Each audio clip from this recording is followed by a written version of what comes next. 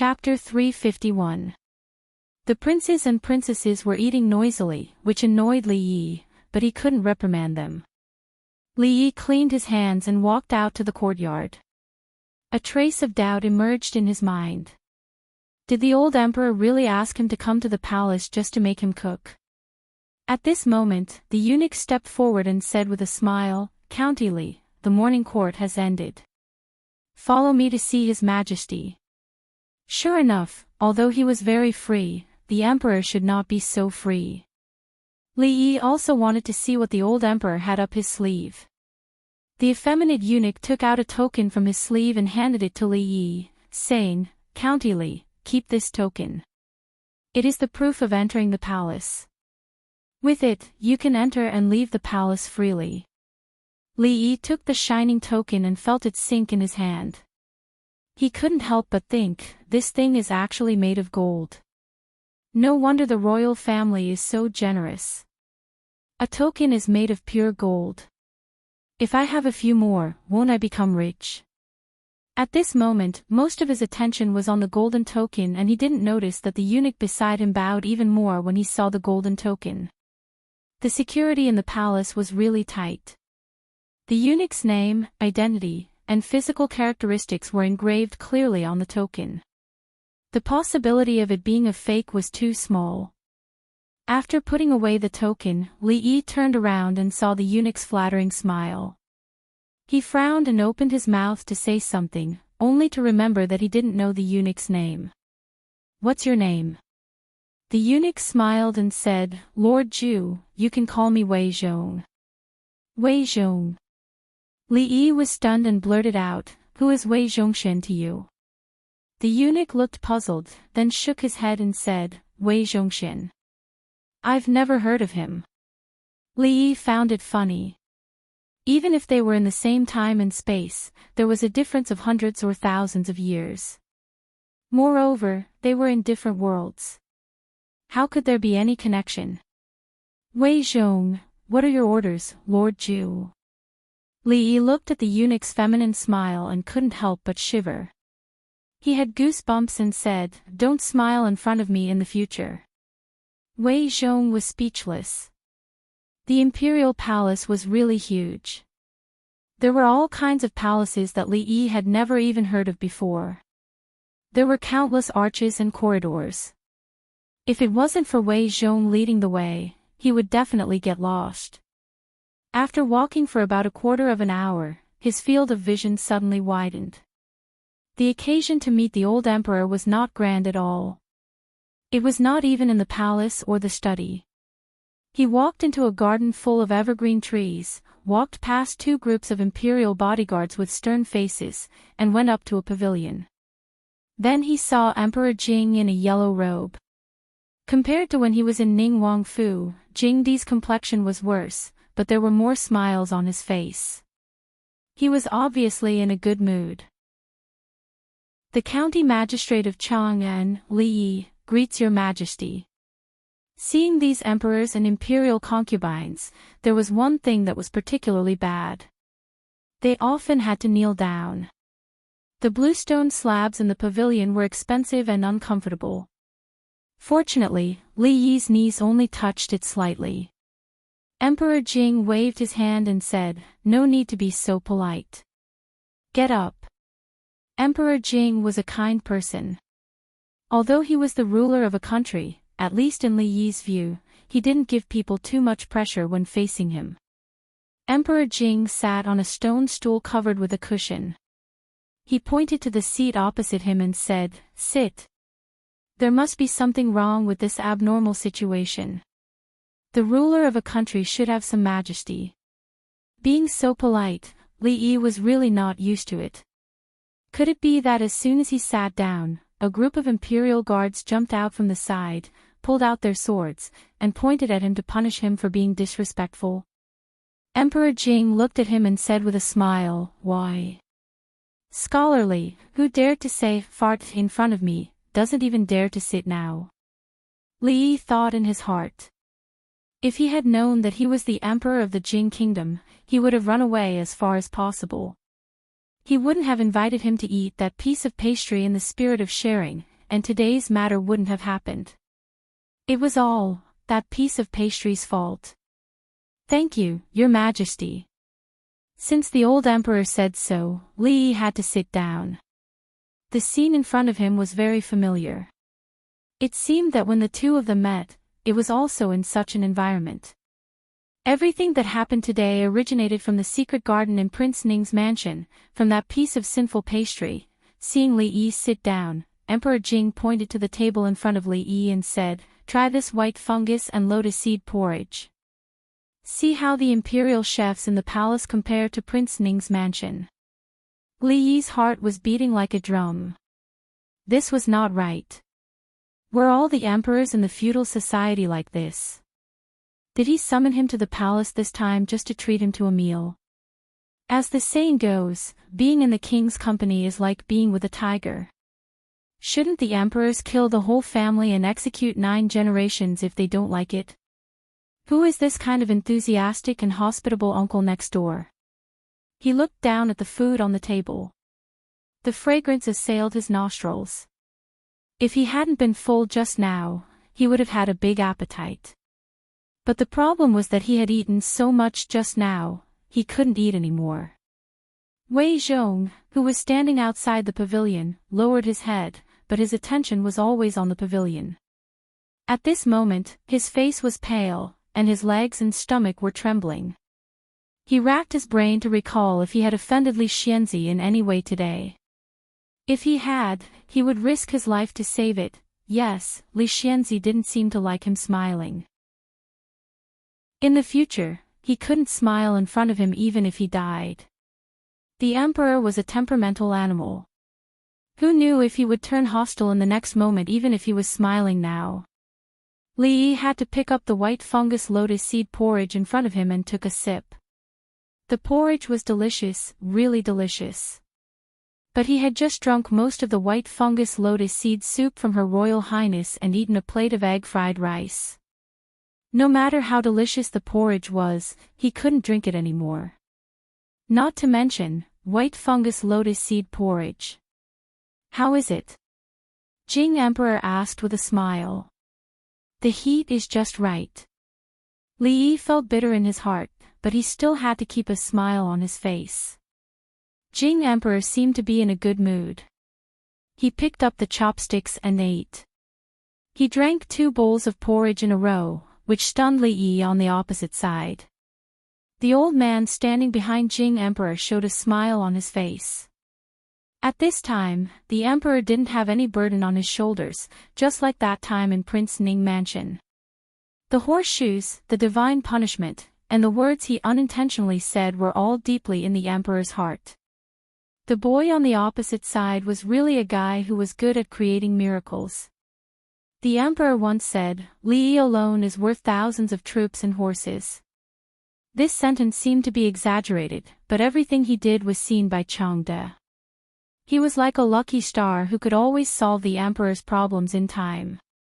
Especially in this battle of defending the border, it was the biggest achievement the emperor had made since he was on the throne.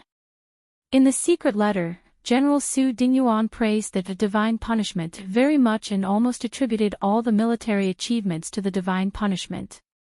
The emperor's prestige in the imperial court reached the peak of more than 10 years. The local magnates who had been restless also settled down. The envoys of the Qi kingdom were already on the way.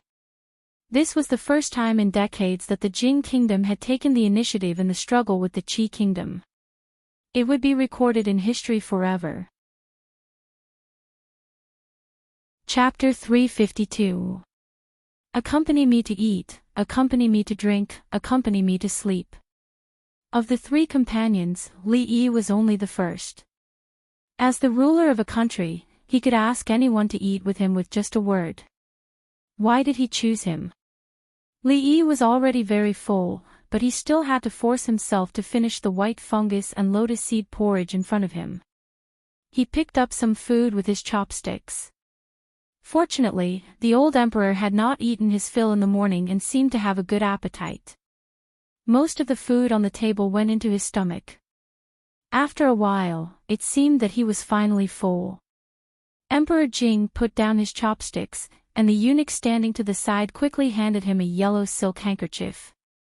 Emperor Jing used it to wipe his mouth and suddenly asked, "Do you have any dissatisfaction with me for letting you come to the capital from Qing and Prefecture? I am indebted to your majesty to be made the magistrate of Chang and County. It is a matter that brings honor to the family. I am not dissatisfied." Even if he was dissatisfied, he could not say it so bluntly. The old emperor's question was basically a useless question. Of course, this sentence could only be thought by Li Yi. "I know that you are lazy and unwilling to participate in the disputes of the court. I promise you that I will not involve you. Thus, I will only give you the title of nobility and not increase your rank." Emperor Jing stood up and said, "This is the land of the Jing kingdom. What is the difference between Qing and Enjingdo? You are a rare pillar of talent. Everything you have done in the past 6 months has not solved my urgent needs. If you cannot be used by the country, it would be a great regret." Li Yi was a little ashamed. Compared to others, he lacked national pride and national honor. But this could not be blamed on him. His soul came from another world. He was not a citizen of the Jing kingdom. Even though he had integrated into the current society and accepted it, the deep-rooted things in his bones could not be easily changed. Moreover, the difference between a person's strength and the resistance he might face was too great. There is no suitable position for you in the imperial court, but if you are left idle at home, it will be a waste of talent. I believe that you do not want to be idle." When Emperor Jing walked out of the pavilion, Li Yi could only follow. After a pause, he said, "The Directorate of Imperial Academy has a high opinion of the new algorithm. Since you are quite accomplished in mathematics, why don't you go to the palace and teach the princesses and princes about mathematics? They always complain that the lessons taught by teacher are obscure and difficult to understand. You should have a better way." Li Yi really wanted to say that he was very willing to do nothing. He could just be a parasite in the country. What was the point of teaching mathematics? His students were either princesses or princes. It would definitely not be easy to discipline them. Why did he have to make things difficult for himself? However, the old emperor was obviously announcing the truth and not asking for his opinion. No matter how unwilling he was, he could only keep his opinion to himself. The princess and the princes are still young, and they are stubborn and mischievous. It's not easy to discipline them. Just treat them as students, and when the time comes, do as you please. Do as I please. These words could be interpreted in any way. Coming from the mouth of the emperor, it meant that Li Yi, as a mathematics teacher, had a lot of authority. If any prince disobeyed him, he could punish him by standing and slapping his palms. These were all, "do as I please." Standing with the emperor was a very stressful thing, even though he was very approachable and did not put on airs like an emperor. Fortunately, the old emperor was very busy and did not have so much time to waste here with him. Maybe he only took out a part of his lunch time. Being a teacher for the princes and princesses was something that Li Yi did not expect. However, he only needed to teach them 5 times a month, and each time was only for 2 hours. The working conditions were quite good. For Li Yi, who had rich work experience, it was not that difficult to accept. Of course, this time it was not for free, and he was paid. "County Magistrate Li Yi, let me see you out of the palace." Wei Zhong expressionlessly led the way for Li Yi with a straight face. Li Yi did not understand why the man, who had been smiling just now, suddenly had such an expression. Finally, when they were about to walk out of the palace, he could not help but ask, "Eunuch Wei, you have been wearing a straight face all the way here. Do you have a problem with me?" Wei Zhong's body trembled when he heard this, and his face revealed a terrified expression. He said, "County Magistrate Li, didn't you tell me not to smile in front of you?" The poor eunuch was about to cry in his heart. When had he ever met such a difficult person to please? He could not smile, but he could not smile either. In front of him, he had to be more careful than in front of the emperor. Li Yi was stunned for a moment. He just said it casually. He didn't expect this guy to take it seriously. He waved his hand and said, "Forget it. I was just saying. Don't take it seriously. Laugh if you want." Although he did not look good when he smiled, it was much better than wearing a straight face, as if he would stab people in the back at any time. When he entered the palace, he was carried in a sedan chair, but he had to walk back by himself. Wei Zhong had wanted to call a sedan chair for Li Yi at the gate of the palace, but Li Yi refused. Touching his swollen belly, Li Yi felt that it was better for him to walk back. This time, he had gained something from entering the palace. He was suddenly conferred a title of nobility and granted land without saying anything else. He had always felt a little uneasy in his heart. Now, the worries in his heart were gone. He just had to go to the palace every few days and resume his old business. At the same time, he could catch up with Her Highness, talk about business cooperation, and freeload on the food in the palace. His life was quite happy. And when he walked into the gate of the Li family to digest the food, and bumped into a man who was coming toward him, his life reached the peak of happiness. An extremely surprised expression appeared on Li Yi's face. He asked, "Fong, why are you here? Have Rui and Xiaohuan arrived?" Fong was also surprised. The next moment, he gave Li Yi a big bear hug and patted him hard on the shoulder. When Li Yi was almost out of breath, he let go of him and said with a grin, "Yes, we just arrived in the capital. If it hadn't been for the rain, we would have arrived a few days ago. By the way, why are you here? Where are Rui and Xiaohuan now? It's such a long way. I was worried about Miss and Xiaohuan coming to the capital, so I followed them. If something really happened, it would be more convenient for a man to help." Fong said with a silly smile, "We just arrived not long ago. Madam is talking to Miss." If little Aunt hadn't told him yesterday, Li Yi still wouldn't have known that the old madam had also brought them here. At this moment, he couldn't hide the excitement in his heart. Led by a servant of the Li family, he quickly walked towards the old madam's residence. Son-in-law. Just after passing through a moon door, a thin figure trotted over from the front. Li Yi reached out and caught the little servant girl who rushed over. Inside the room, a familiar figure came out. Chapter 353. He rubbed Xiaohuan's head out of habit. It had only been half a month, but the familiar action felt a little rusty. The most caring person was his maid. Just looking at her made him feel happy. Li Yi carried her up and spun her around. The maid was so shy that she couldn't even lift her head. He pinched her little face and asked, "Did you not eat well these days? How did you lose so much weight?" "Really?" The maidservant's eyes curved into crescent moons, and two shallow dimples appeared on her face. She had some baby fat and always hoped to become as thin as Miss and Second Mississippi. She wanted to have the sharp chin that the son-in-law liked. "Really?" He stretched out his finger and tapped on her forehead. He looked up at the woman who was walking towards them. The two looked at each other and smiled. There were thousands of words that they wanted to say. Is back." The old mistress walked out with a smile and said, "Why are you standing outside? Come in quickly." As she spoke, her eyes did not move away from Rui. Obviously, the old mistress was very satisfied with this granddaughter-in-law. Li Yi saw a hairpin that he had never seen before on Rui's head. It was not new either. It was very likely that it was a gift from the old mistress. It was the old mistress's habit to give gifts whenever there was a disagreement. Anything valuable would be given. This was the old mistress's way of expressing her love. "Son-in-law, did you really become a viscount?"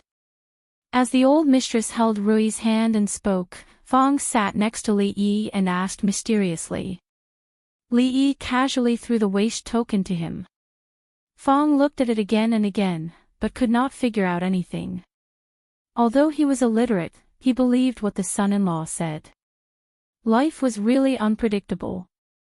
Half a year ago, he was a poor scholar that he personally kidnapped up the mountain. In a blink of an eye, he had become a noble in the capital. When he thought back, he felt a little sad. Don't go back to the capital this time.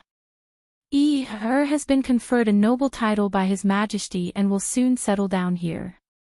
The two of you should think about having children. The old mistress brought up the past again. She couldn't wait to have a great-grandson the next day. Rui blushed. After Madame Dowager finished speaking, she ordered a maid to open a small box on the table. She took out all the bracelets and hairpins and tried them one by one. In the courtyard, a few maids gathered together and whispered to each other. From time to time, they would poke their heads out to look inside. I heard that young master's wife is here. What do you mean by heard? He's talking to the old madam inside right now.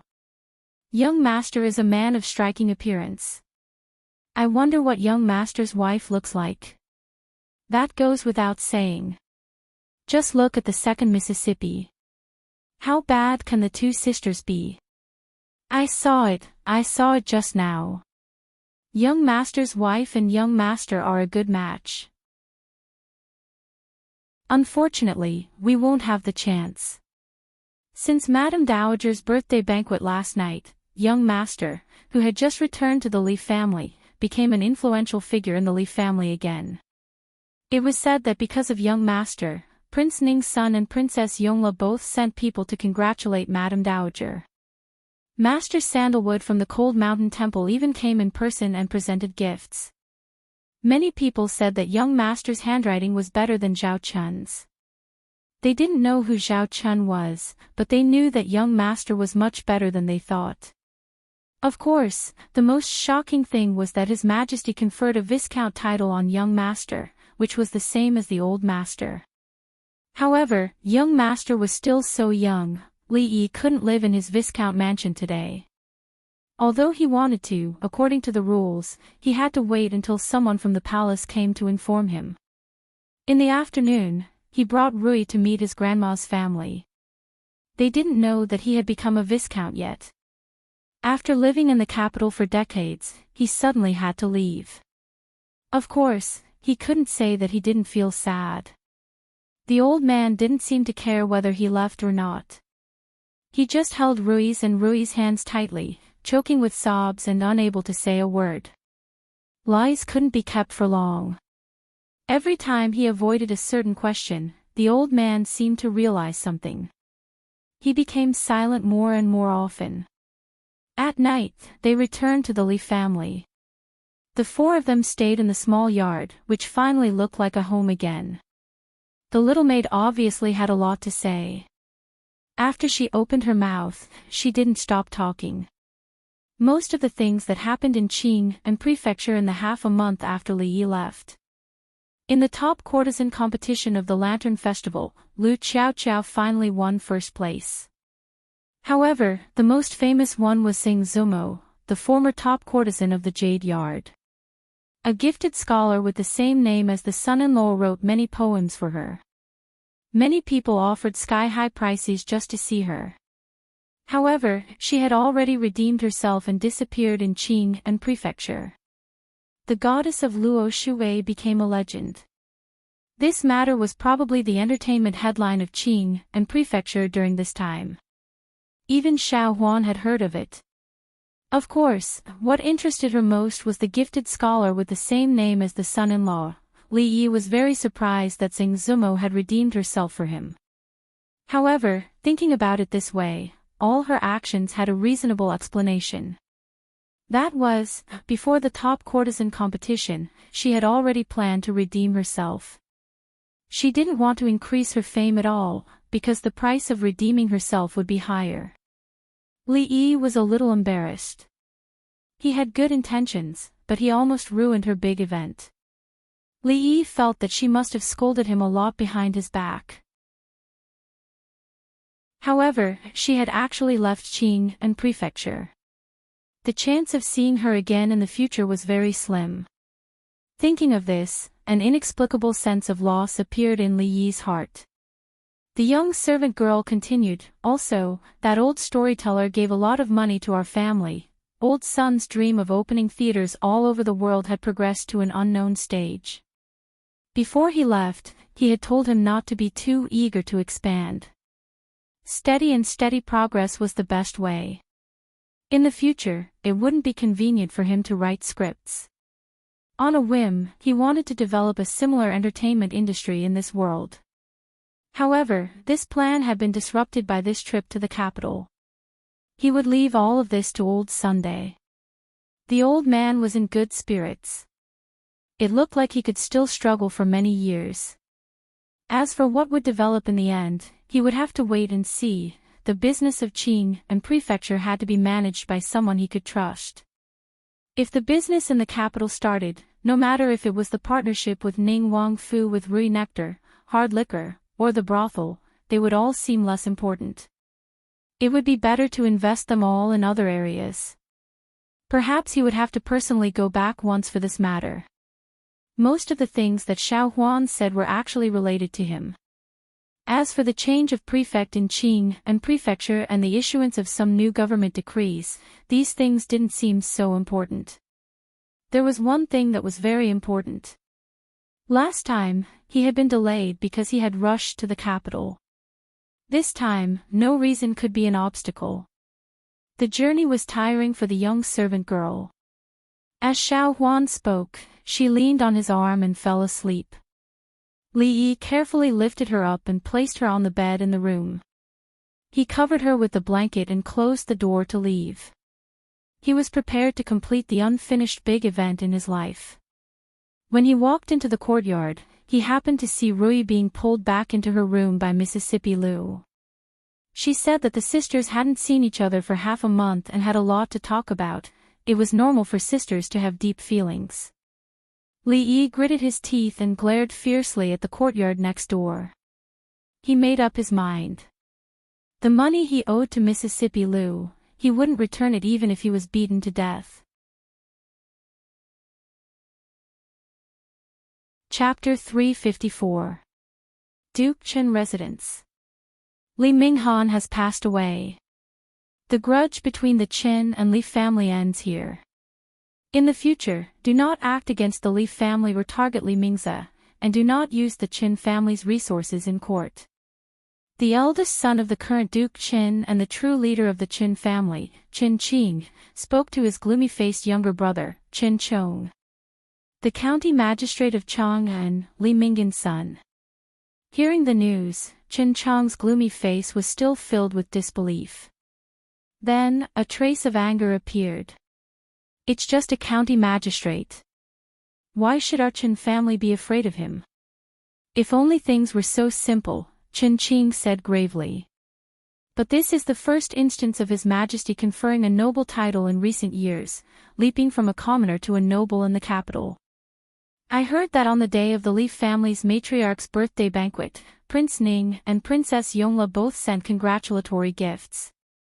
Do you really think that there is no connection between these matters? The Qin family's decades of glory had relied on the emperor's grace. In reality, whether it was the marquis or the dukes, which noble family in the capital was not like this?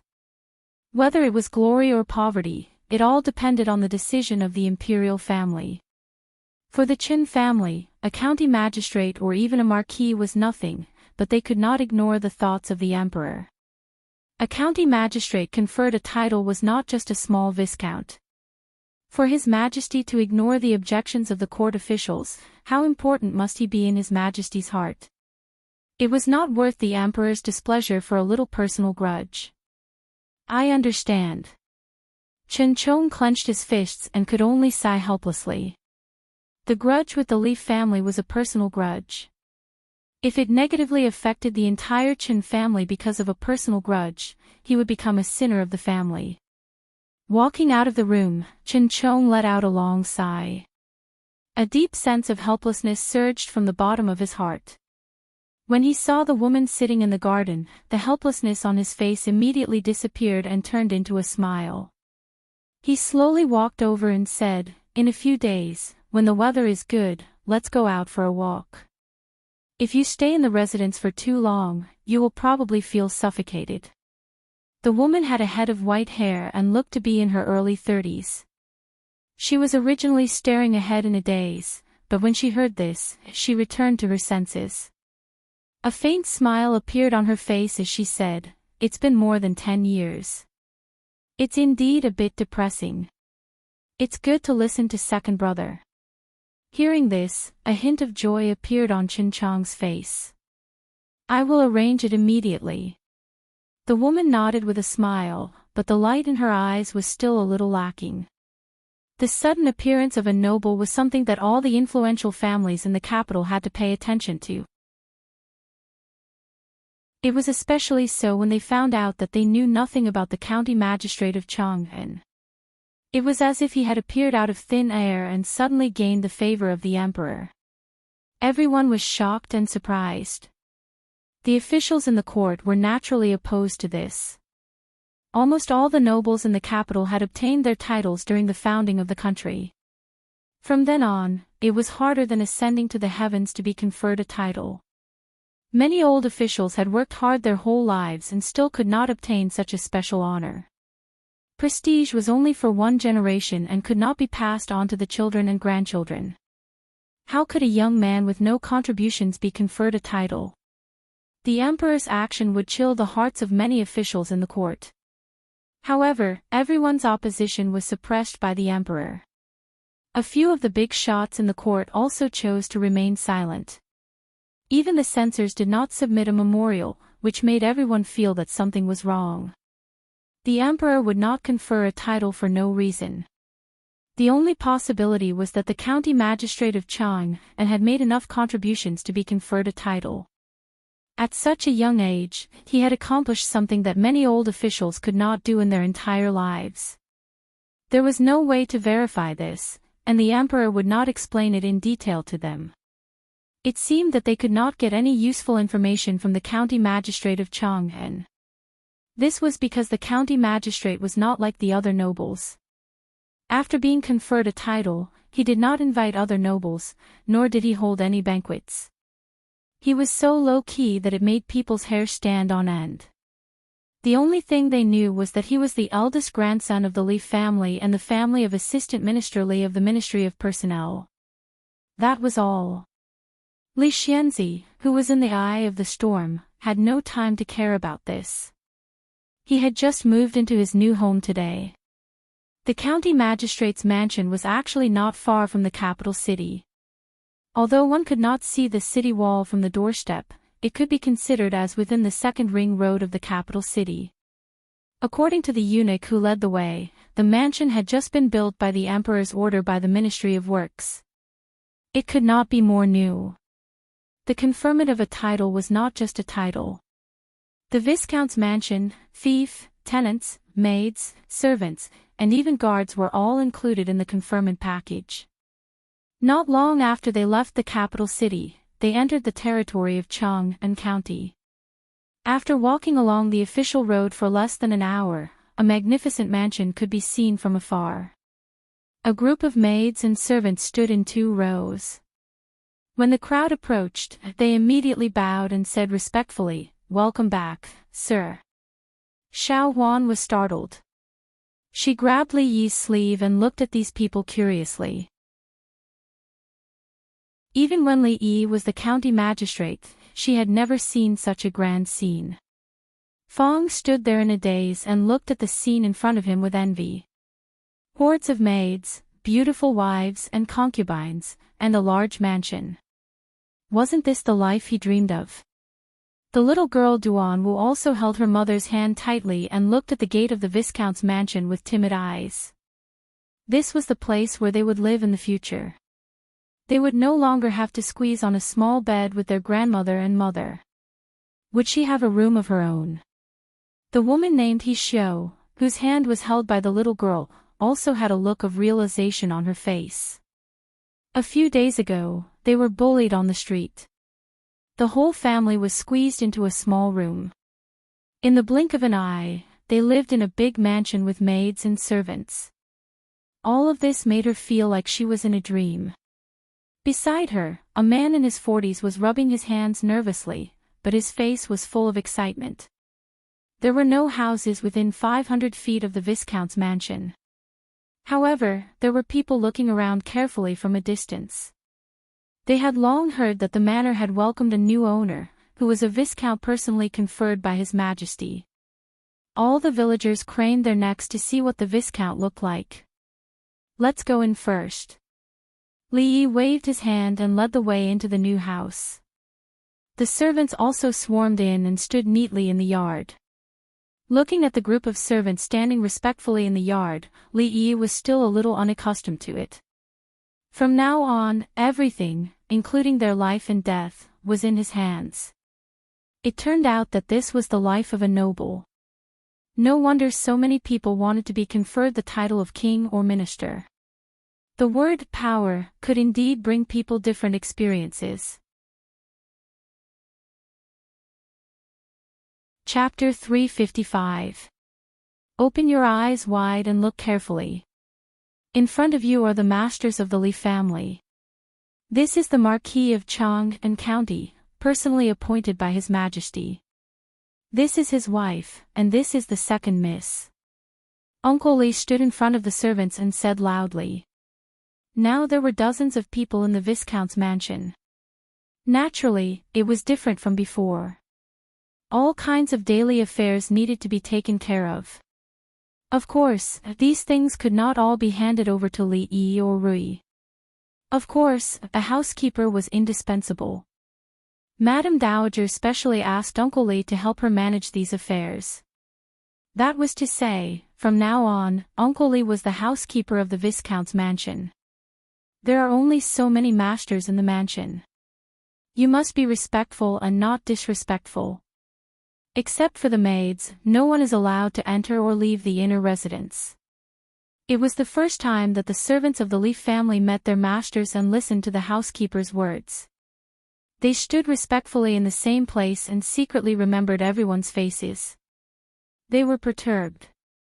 They did not know what the temperament of this lord was like and whether he was easy to get along with.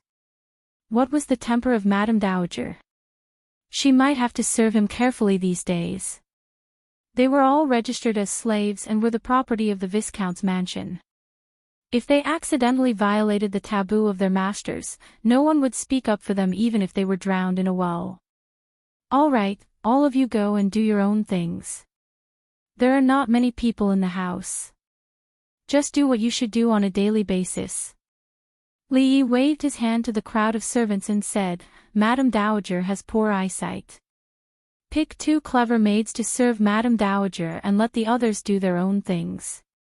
In addition, for the first time you meet, each servant will be rewarded with a sum of money from the accountant. There was a lack of manpower, so Uncle Li was both the housekeeper and the accountant. Many of the servants were delighted to hear this. This amount was already a month's salary for them in the Viscount's mansion. More importantly, Lord Ju was generous and seemed to be amiable, so he shouldn't be difficult to get along with. Their days in the future would probably be much easier. Even some of the pretty maids began to feel excited in their hearts. If their appearance could catch the Lord's eyes, they would really become a phoenix. Even if they could not become a concubine, their status would be great. However, when they saw the Lord's wife, second miss, and even their personal maids, they could not help but feel discouraged. With their appearance, they really could not compare. Besides, second miss actually carried a sword with her. If the consequences were too serious, all the maids would give up this unrealistic idea. When they came from Qing and Prefecture, they traveled light and had almost no luggage. However, the Viscount's mansion had all the necessary furniture. If they really needed something, they could go out and buy it. When they came, they saw that the Viscount's Lord's Mansion, Lord's Mansion, Lord's Mansion, Lord's Mansion, Lord, Lord's Mansion, Lord, Lord's Mansion. Li Yi and Rui naturally had to choose a courtyard in the inner mansion. Duanwu, Shao Yi, and Lord's mansion stayed together. Mississippi Lu chose another. Xiao Huan did not dare to live alone, so she stayed with her. Fong and uncle lived in the outer mansion. As the mistress, Rui was taken by two maids to familiarize herself with the Viscount's mansion. Xiao Huan also followed. Mississippi Lu was tidying up her own room. Li Yi sat on the stone bench in the courtyard. The maids and servants who passed by had to salute him respectfully. All of them were proof that this place would belong to him in the future. Imagine, the sunlight was slightly intoxicating, the weather was beautiful, leisurely lying in the courtyard and basking in the sun. The two pretty maids on the left and right massaged his arms and legs. Then there was a talented maid who sang and danced. When he was tired of watching ordinary dances, he asked Miss Lu Er to perform a sword dance. With this life, what more could he ask for? Half a year ago, he was still hiding in the mountains, drinking porridge and stealing chickens. Now, he had crossed the threshold of being well off. He lived in the most prosperous city with a group of maids and servants. He officially lived the luxurious life of a feudal aristocrat. Young master, are we not going back to Qing and mansion in the future? Fong asked with a confused face. Li Yi felt that he had fallen. He was actually thinking about whether there was a big mansion with maids and servants in Qing and mansion. It seemed that it was easy to go from frugality to extravagance, but difficult to go from extravagance to frugality. He had not even started to enjoy, but he had already forgotten the hard life before. Anyway, it's not too far. If your wife agrees, you can come to the capital with her and Juzi. If old Sue and the others are willing to come, you can come with them. There will always be a place for you here. They had gone through the toughest days together and experienced life and death together. The group of people far away in Qing and mansion were actually the most trustworthy people. Okay, I'll go back tomorrow. Fong had obviously been waiting for Li Yi to say this. He slapped his thigh and said. After going through so many things, they were used to treating Li Yi as their backbone. The son-in-law and mistress were both in the capital, so there was no point in them staying in Qing and Fu. Those people were restless in their bones. If they followed the son-in-law, there would be exciting things to do. In just a short half a day, all the servants in the Li mansion had figured out the situation in the mansion. At the same time, they let out a long sigh of relief. Lord Ju and Madam's temperament was very good. They did not say a harsh word to them. Second Miss gave off a cold feeling and seemed difficult to get along with. However, when a maid accidentally tipped over a basin of water and wet her shoes, Second Miss did not say a word of reprimand. In addition, Madam's personal maid was very favored. She was just like the other master of the house. She must not be treated as a servant. Everyone secretly rejoiced at their luck. They did not have to worry about things like drowning ponds and filling wells in the future. Mississippi Lu returned to her room with a face full of anger. Li Yi had chased her out of the courtyard in the name of going to bed early. It's only been half a month. What's there to catch up on? Li Yi curled his lips. He closed the courtyard door and walked into his room. Rui stood by the bed and tidied up the bedding. She turned back and quickly turned back. Her gentle voice traveled over. When I came to the capital, I thought I would be going back soon. I didn't bring much with me. If we are going to stay in the capital in the future, I'm afraid we will have to go back as soon as possible to bring all the important things. At the very least, we have to bring the money at home. Li Yi walked over slowly and hugged her from behind. Rui's hands paused. Her pretty face immediately turned red. Hoo, hubby. Her breathing was slightly hurried and her voice was barely audible. My wife's words from before, do they still stand? Li Yi whispered in her ear. Of course, she knew what Li Yi was referring to. She slowly turned around. She was half a head lower than Li Yi. Her face was even redder. She looked up into his eyes and nodded slightly. Li Yi lowered his head to look at this flawless face. This was his wife, the person he was destined to spend the rest of his life with. Taking a deep breath, he exerted a bit of strength and hugged her tightly, pressing his lips against her smooth, jade-like forehead. Then he kissed her eyes, nose, and lips. In the room, the candlelight flickered. A gust of wind blew in from an unknown source. The flame flickered a few times before it quietly extinguished. The beauty lowered her head shyly. The gifted scholar raised his eyebrows and smiled. A room full of love.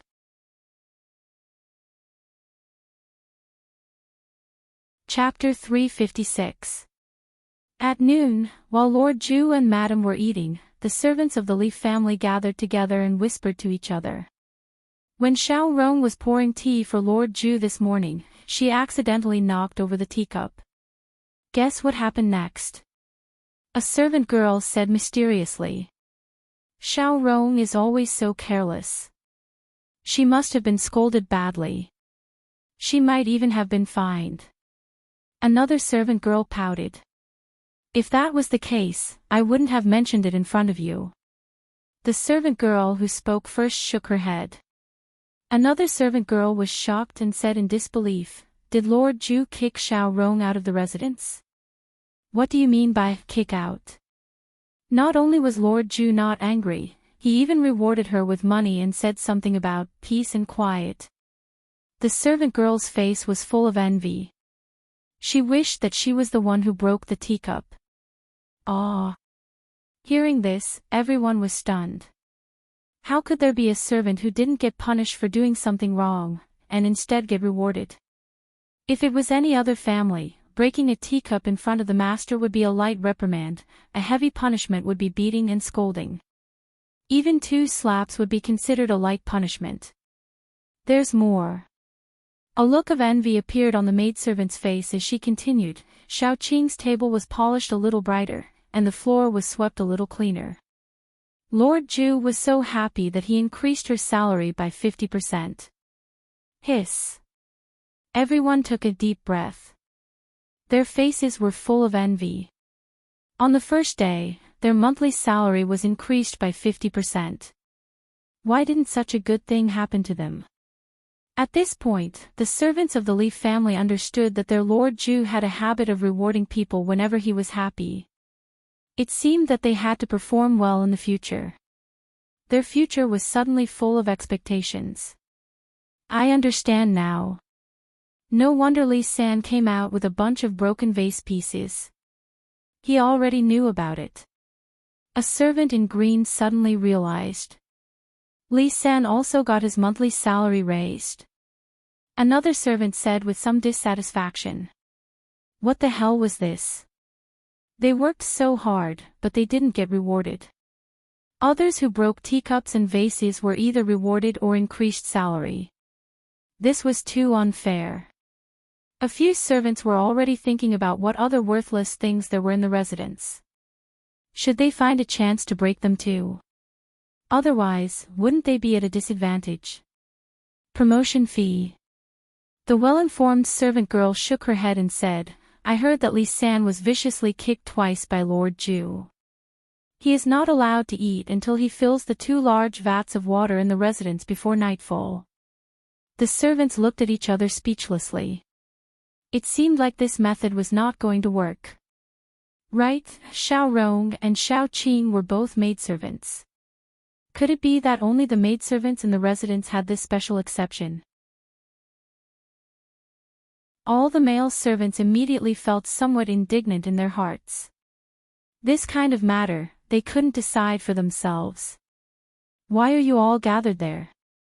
Have you all finished your work? A voice sounded out from behind.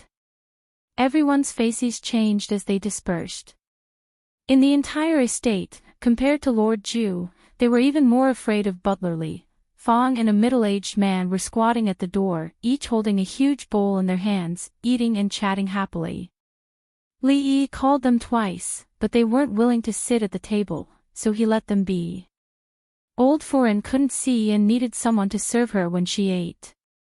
For this matter, Little Ant wasn't willing to let the maidservants do it for her. She only sent someone to deliver the food to Old Foreign's room, and she fed Old Foreign mouthful by mouthful.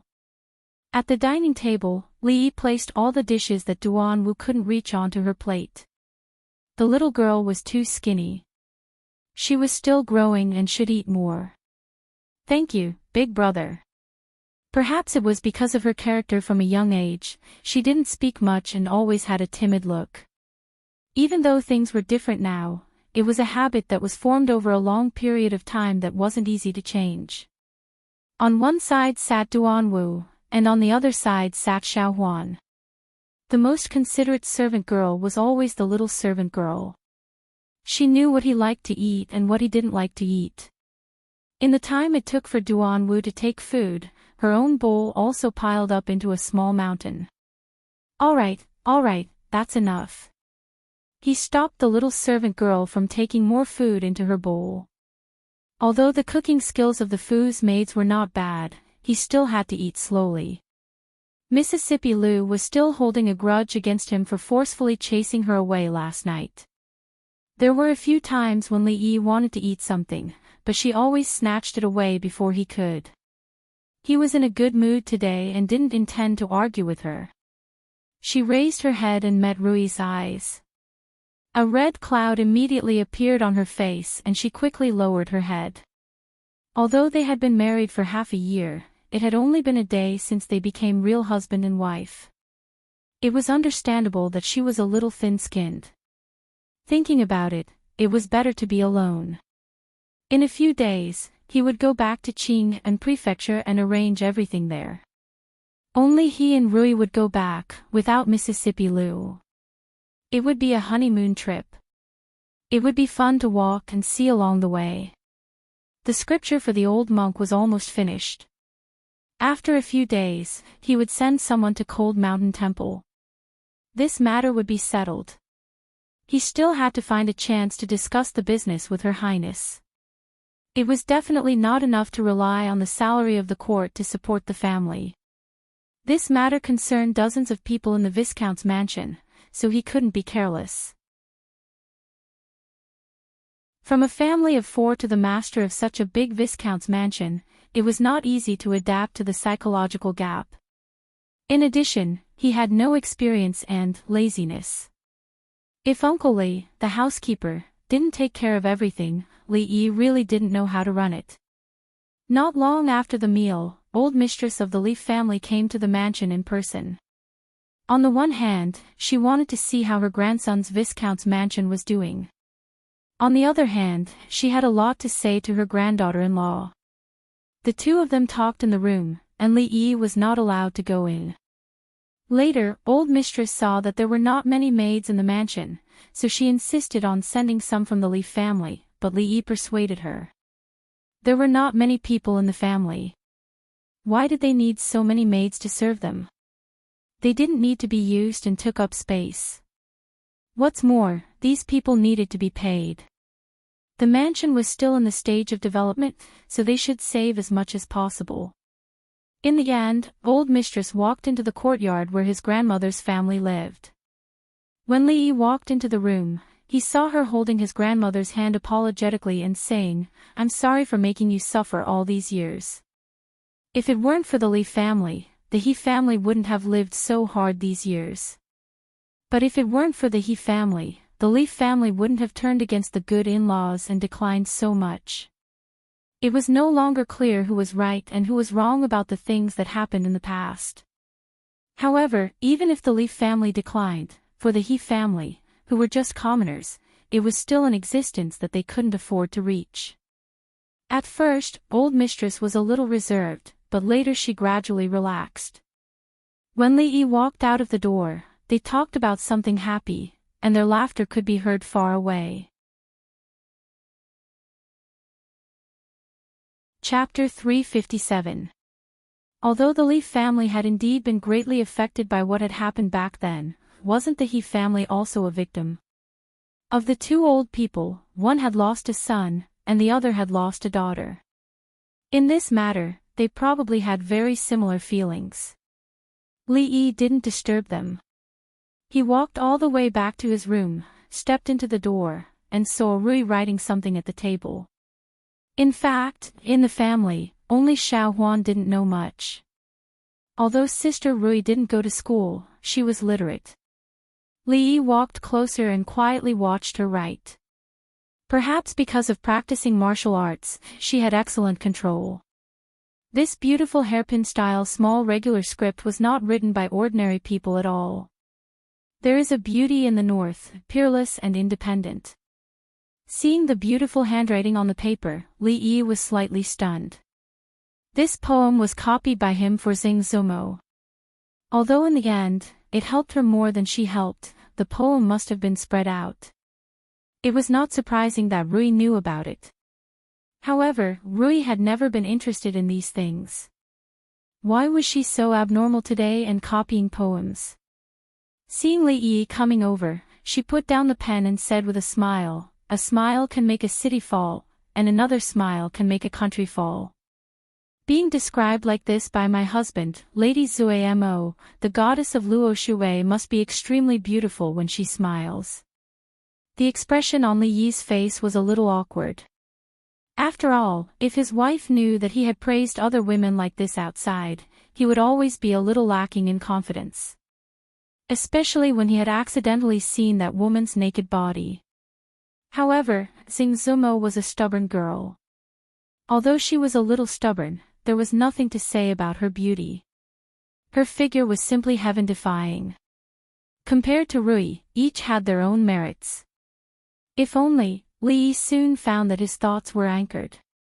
He laughed dryly and said, "In fact, it's not that good. Poems are always exaggerated. A smile can make a city fall.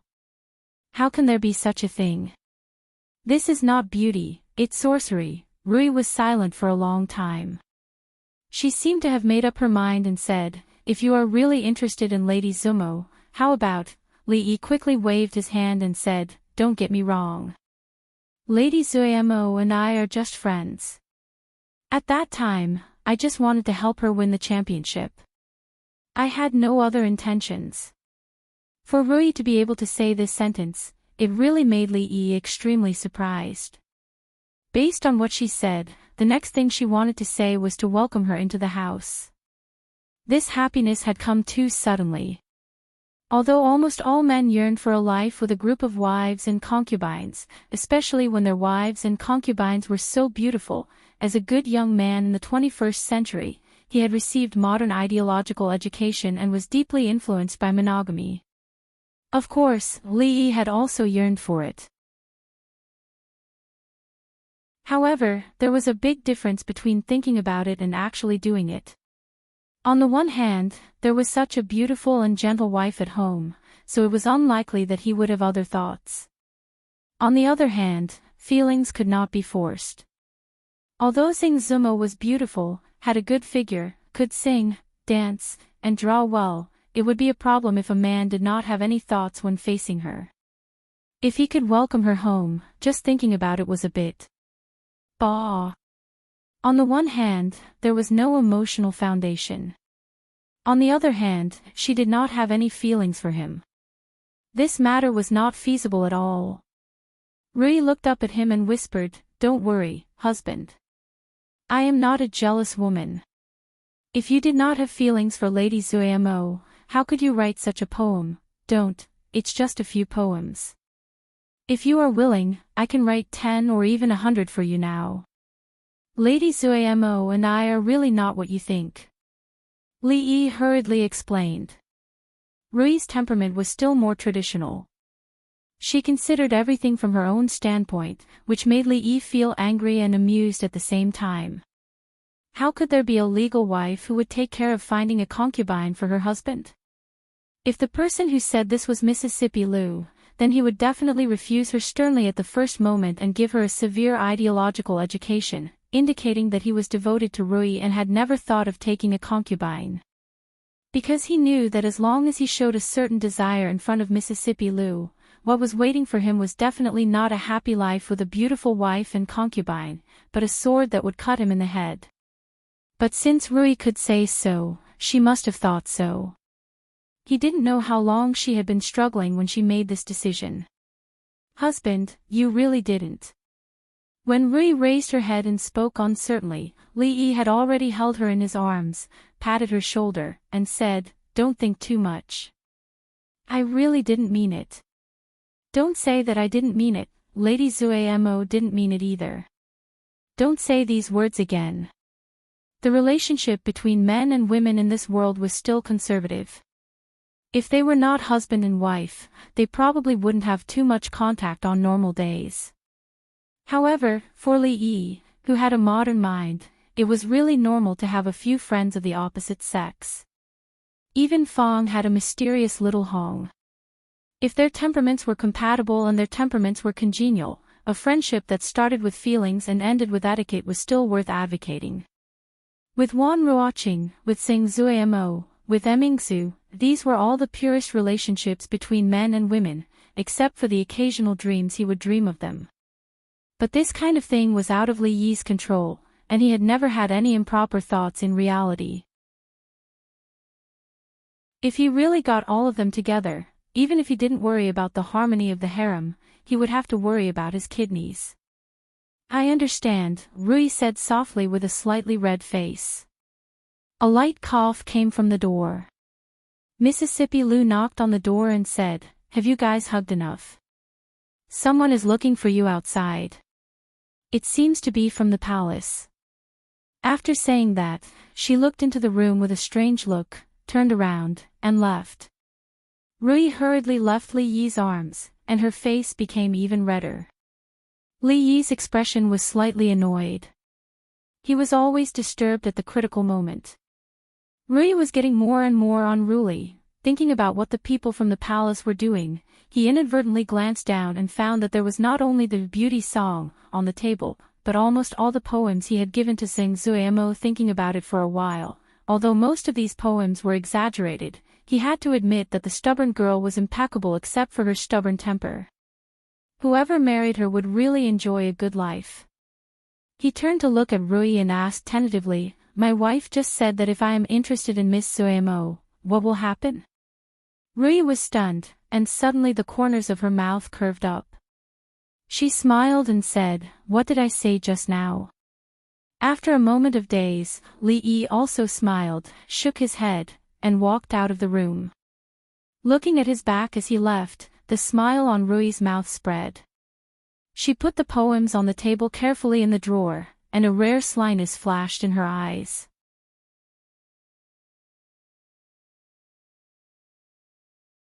Chapter 358.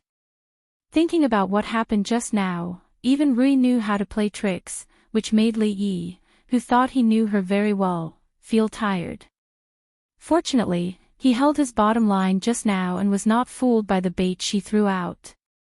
If he had been careless and exposed his thoughts as a man, what would have happened? He didn't know. Even he couldn't figure out Rui now. The person who came from the palace was still a eunuch, but he was not someone Li Yi knew. He stood straight in the front hall with a straight face. When he saw Li Yi coming in, he stepped forward and said in an emotionless voice, "His Majesty has ordered me to teach mathematics to the princes and princesses. Today, the doctor of mathematics of the Imperial College is on leave due to illness. In order not to delay the studies of the princes and princesses, please come with me to the palace now." Now? Li Yi frowned. He was in such a hurry that he didn't even give people time to prepare for the lessons. What was he going to teach in the palace without any preparation? The eunuch urged with a straight face, "The studies of the princes can't be delayed. You'd better hurry up, Li Yi." I know. Wait a minute, I'll come out soon." Li Yi waved his hand, turned back and said a few words to Rui. Soon, he came out, looked at the eunuch and said lightly, "Let's go." A carriage was already parked outside the palace. Given the distance from here to the palace, it would only take them an hour to get there. The group of little princesses and princes were about 7 to 10 years old. In the future, under normal circumstances, their mathematics level would be at the level of a second or third grader in elementary school. However, considering that they had never taken mathematics classes before and did not know what the previous classes were like, Li Yi decided to start from the basics. Of course, teaching materials were not a problem. There were all kinds of teaching materials from kindergarten to university. The teaching materials in the future were professionally certified and couldn't be more scientific. Any one of them would do. He showed his waist token at the gate of the palace and walked in with the eunuch. Last time, when he came out of the palace, Li Yi remembered some directions. The princes and princesses went to school in Bowen Hall. They would pass by the food bureau on the way, so the distance between them was not far. When he walked to the door of Bowen Hall, the eunuch said and stood outside the hall to wait. County Magistrately, there is still a quarter of an hour before the princesses and princes start to study. You can go in first. Bowen Hall was a small palace. When Li Yi walked into the hall, he saw that there were low tables in the hall. Perhaps it was not time yet, so there was no one in the hall. There was only a fatty sleeping on the table in front of him. From the back, the little fatty should be about the same age as Li Yingkai. But his body was slightly smaller than Li Yingkai. Li Yingkai was sleeping. Perhaps Li Yi's footsteps woke him up. The little fatty suddenly jumped up from his seat and said loudly, "Disciple rules, sage teachings, first filial piety, second honesty. I didn't sleep. After saying this, he found that there was no one around. Then he remembered that it was not the old man's class today. He just wanted to sleep on the table for a while before the boring math class began. Since he was not sleeping in the class of the old man, and the old man would not complain to his father, then there was nothing to be afraid of. The little fatty turned his head angrily and glared at the guy who disturbed his sleep. "You are. Ah, it's you." Seeing that there was another person in the hall, the anger on the little fatty's face immediately disappeared. He asked, "Hey, are you here to make delicious food for us?" The last time Shawning invited them to eat that strange thing, he still couldn't forget it. The imperial chefs in the palace tried several times but couldn't make that kind of taste. He had been thinking about it for 2 days. No. Li Yi shook his head and said. He asked this kind of question as soon as they met. No wonder this prince could be so strong at such a young age. The little fatty slapped the table and pretended to be dignified. He said, "I am Prince Jean, Li Han. I order you to go to the food bureau and make the same food as last time." Li Yi looked around and was indifferent to the words of the young prince. Last time, it was because of the old emperor's decree and the arrogant Lolita's face. But now it was different. He was not the imperial chef and had no obligation to cook for them. If you dare to not listen to me, believe it or not, I will ask my father to beat you." Seeing that Li Yi was indifferent, the little fatty raised his eyebrows and threatened. Li Yi had a lot of experience dealing with naughty children. The bear prince was just a kind of naughty child, nothing to be afraid of. As a prince, Li Han had always gotten whatever he wanted in the palace. Other than being afraid of his father, afraid of eldest royal sister, afraid of Shou Ning, afraid of Li Li who would bite people, afraid of that old man, afraid of another old man, afraid of, who else had he been afraid of? In short, a chef from the food bureau dared to disobey his orders. This made Prince Jean very angry. "You dare to be disrespectful to me? Just you wait, I will tell my father today." Li Han looked at Li Yi and said angrily. If he didn't beat him, he wouldn't be able to vent his anger. But he couldn't beat him too hard. Otherwise, who would cook for him? Not long after Li Han's words fell, 7 to 8 figures came in from the door. There were men and women, and the one in the lead was Princess Shawning. "Ah, why are you here?" When she saw Li Yi, Princess Shining was pleasantly surprised.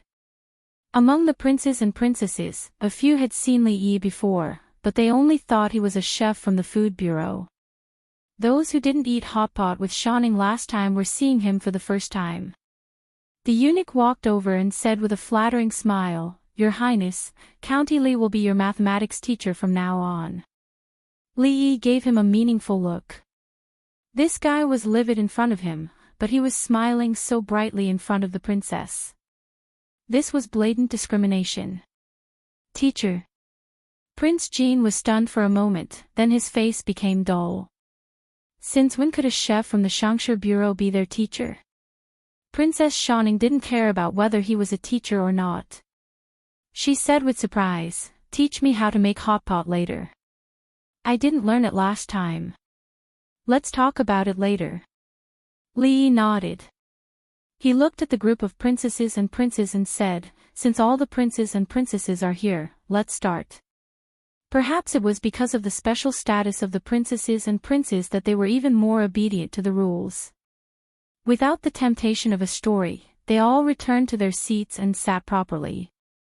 Even Li Han, who had wanted to hit him with the paddle just now, did not do anything out of line. First, Shining introduced the princesses and princes. After Li Yi noted them down, he asked about the progress of her mathematics class. The answer he got was that they were still at the stage of learning Arabic numerals.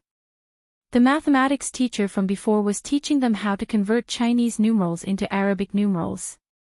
In other words, their mathematics was still at the most primitive stage. There was no blackboard or chalk in this world. Most of the courses they had to learn were taught. However, it was impossible to understand mathematics with just one's mouth. Fortunately, the mathematics teacher from before understood this. He stuck the white paper on the upright wooden board and wrote with a brush. It was similar to the blackboard of the future. "Before we start teaching, let's do a test." Li Yi turned around and wrote on the white paper with a brush. 36, 451, 68,832, 89,563, 75,467. When the princes and princesses were still wondering what the test was, Li Yi said again, "Write these numbers on the paper with Arabic numerals." Li Yi looked at Li Han, who was looking around, and a smile appeared on his face. He said, "Your Highness, come up and write."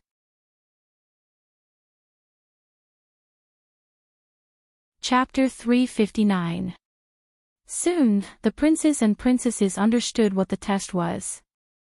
Usually, when the teacher was in class, he would give them some tests, such as reciting articles, explaining the meaning of a certain sentence, and so on. If they could answer correctly, the teacher would praise them. If they couldn't answer correctly, there would be no punishment.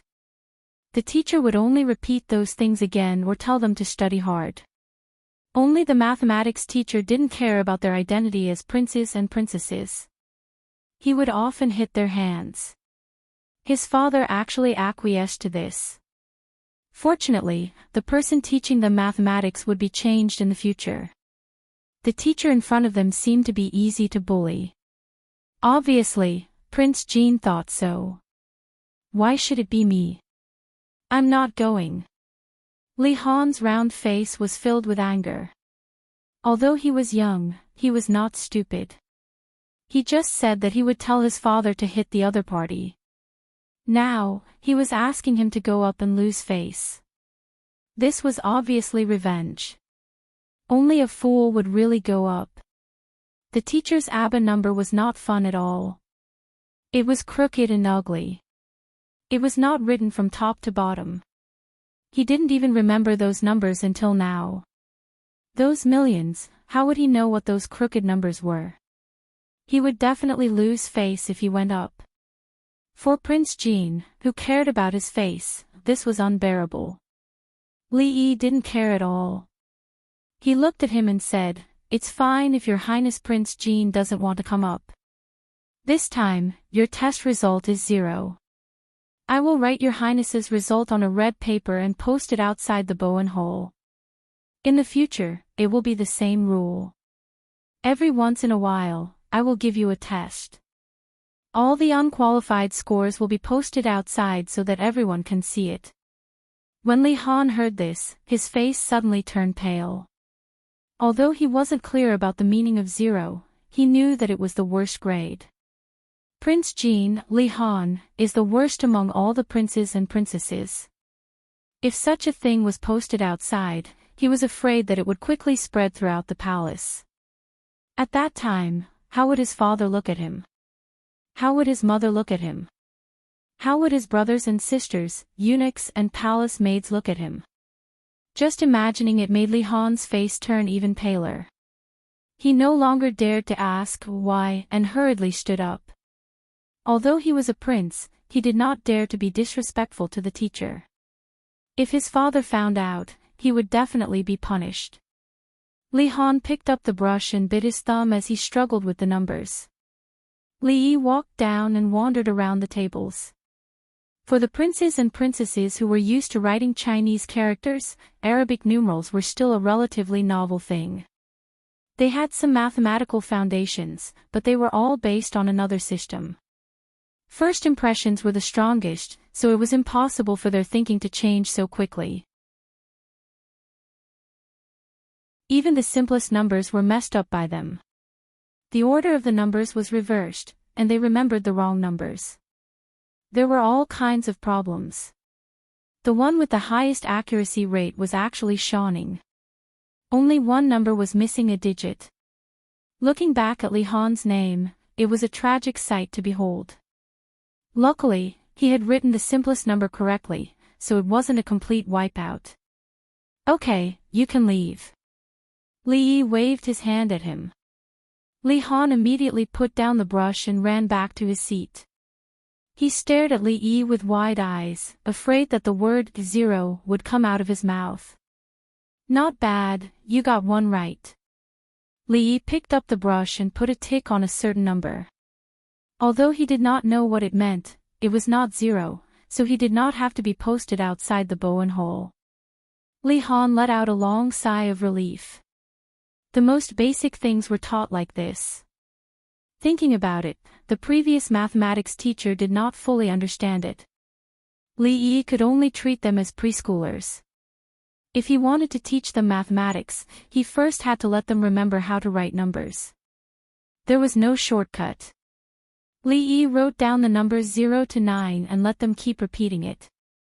After estimating the time, Li Yi gently patted the table and said, "Okay, take a break for 15 minutes. You can go play outside and come back after 15 minutes." Every time he taught, it was 2 hours. How long could a 7 or 8-year-old child concentrate? Not to mention that they could not accept 2 hours of non-stop teaching. Even Li Yi himself could not accept it. Seeing that a few princes were obviously a little absent-minded, Li Yi simply let them take a break during the lesson. The princes and princesses had never taken a break during the lesson before. Their buttocks would hurt after sitting for 2 hours. Today, it was not even half the time, and they could actually go out to play. As soon as Li Yi's voice fell, they put down their brushes and rushed out like a swarm of bees. After a while, the eunuch ran in anxiously and said, "Li Xianzi, His Majesty asked you to teach the princes and princesses." "Why are you teaching or am I teaching?" Li Yi glared at him and said, "Is there any tea? Bring a pot over, I'm thirsty." After a while, the eunuch went to prepare tea. He felt that Li Xianzi's temper was even worse than the other great scholars who taught the princes and princesses. After teaching for more than half an hour without a break, Li Yi was already thirsty. After standing for a long time, his legs were a little tired, so he walked out of the hall and sat on the steps to rest. In front of the bow and hall was a large square. At this time, the sun was shining brightly. The princes and princesses were chasing and playing in the square. Li Yi was a little confused. He did not see Princess Yongning, the silly little girl, today. Was she not here for class? "Your Highness, why is Princess Yongning not here? Doesn't she need to attend class?" Hearing Li Yi's voice, Li Han, who had just walked out of the hall, shivered. He pointed to a corner not far away and said, "Yongning is there. She never attends class." After saying that, he disappeared like a wisp of smoke. Li Yi looked in the direction of his finger and saw a small figure sitting there. It seemed that she did not fit in with the whole world. A little princess and a little prince stood beside her and reached out to pull the doll in her arms. She just hugged it tightly and did not say a word. When Li Yi walked over, the little princess and the prince ran away. Princess Yongning looked up and was startled. She took out a transparent bead from her arms, put it in her palm, and handed it to Li Yi. "For me." Li Yi took the bead and asked with some surprise. The little girl nodded, stood up with the doll in her arms, and walked away. Li Yi looked at the bead in his hand. It looked like glass but not quite like it. Was this the reward she gave him for the bowl of egg fried rice? However, the little princess was obviously unwilling to communicate with people. Li Yi looked at her slowly leaving back, shook his head, put away the bead, turned around and walked back. The break between classes was really useful. The princes and princesses, who sat back in their seats, were obviously more focused than before. "Now, let's start class." Li Yi glanced at the crowd, pointed to two people and said, "Your Highness, Prince of Zhou, Princess of Anyang, please come up here and write the 10 numbers I just taught you on it." "I knew it, I knew it." Seeing his two younger brothers and sisters reluctantly walking up, Prince Jin, Li Han, screamed wildly in his heart. He saw the scene of Anyang and Li Zhe bullying Yongning just now. If you don't want to be the laughing stock of the whole palace, remember not to provoke Yongning and Master in the future. Chapter 360. Perhaps because of the strict etiquette of the royal family, it was a very easy thing to teach the princes and princesses. The accident that Li Yi expected did not happen. Except for a small episode with Prince Jin at the beginning, the first class was quite smooth. Today's main objective was to let them understand numbers and learn how to write. There were only 2 hours of time, and the break took up less than an hour, so they couldn't teach much. Moreover, they had to consider whether they could accept being taught too much. Every substitute teacher had to cultivate their own spies, or claws and teeth. In layman's terms, they were lackeys. Princess Shawning, who was the most intelligent and had the most solid foundation, naturally became the representative of the mathematics subject. In addition to maintaining classroom discipline, she also had the responsibility of supervising and checking the completion of extracurricular homework by her younger brothers and sisters. After promising Shawning to teach her how to make hot pot, after the lecture, Li Yi personally demonstrated it to her in the Shang Food Bureau. The old emperor's asthma couldn't eat spicy food, so he didn't even put dogwood in it. There were also a lot of things to pay attention to in the sauce. This time, Shawning played the good tradition of a good memory and a bad pen. She recorded the steps one by one. She had never been so active in class. Although the little loli was occasionally arrogant, she was sensible and filial. When Li Yi taught her, he didn't hold back. He didn't even hide some ultimate secret skills. Before leaving, he took 2 cucumbers from the Shang Food Bureau. At the end of the first lunar month, it was cold in spring. This thing could only be eaten in the palace. The 4 guards of the Li family were guarding at the gate of the palace. The carriage of the Viscount's mansion was parked there. Li Yi got on the carriage. The coachman flicked his whip, and the carriage slowly moved forward. This carriage was given by the old emperor. The feudal society was strict, and the etiquette was even stricter. There were laws and regulations on who took what carriage and what to rely on. When you go out and see the other's carriage, you know whether you can afford to provoke the person inside or not. Of course, Li Yi was now one of the group of people who couldn't afford to provoke. The carriage was the best, but it turned out that 2 wheels were sometimes not as good as 2 legs. Unexpectedly, there was a traffic jam in the city. There was already a long queue of carriages in front of him. Li Yi could only get off the carriage and order them to take a detour and wait for him at the city gate. After walking on both sides of the road for about 10 meters, they finally saw the source of the crowd. In front of a medicine shop, a group of people blocked the road so that not even a drop of water could trickle through. The people of Qi are all up to no good. How dare they sell fake medicine to us? Smash their shops! A voice shouted. Someone immediately chimed in, that's right. Harming the people of our Jing kingdom in the capital city, this shop should have been destroyed long ago. The door of the medicine shop was tightly shut. Due to the excitement of the crowd, everyone threw everything they could at the door. Stones, rotten leaves, rotten eggs. The entrance of the medicine shop immediately became a mess. Li Yi had no intention of watching the commotion. He took a detour and walked towards the city gate in front of him. The Jing kingdom had been bullied by the Qi kingdom for decades. Although the people of the Jing kingdom were not on bad terms with each other, there was never a lack of angry youths. There were always people with strong national pride who felt that the people of the Qi kingdom were all bad people and should be destroyed by humanitarianism.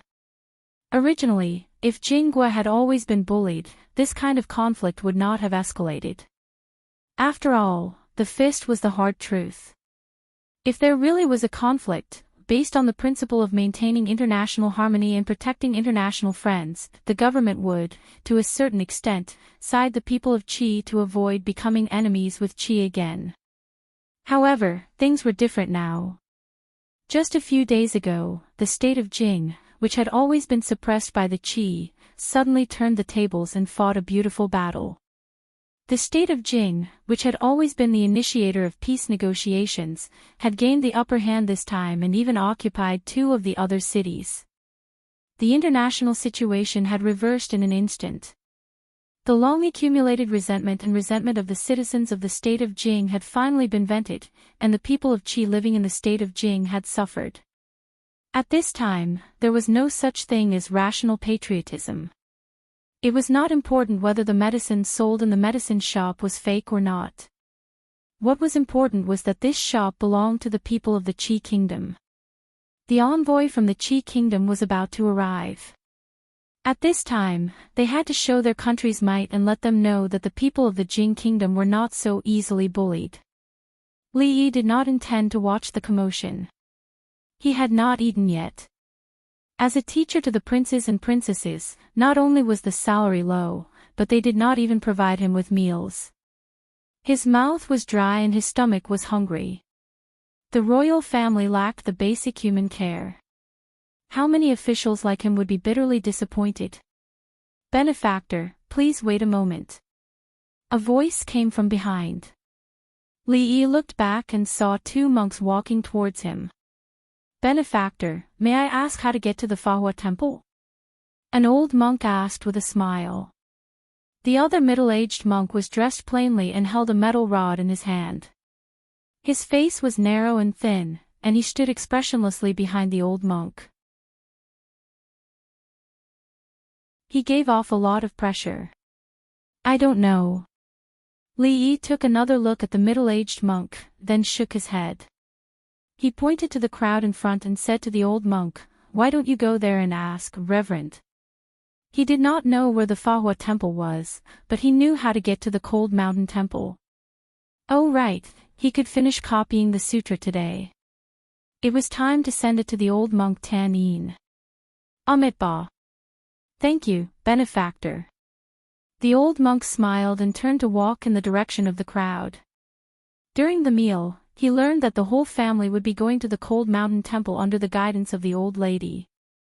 The temple fair at the Cold Mountain Temple had just ended a few days ago, and an even more lively and grand Dharma assembly had begun.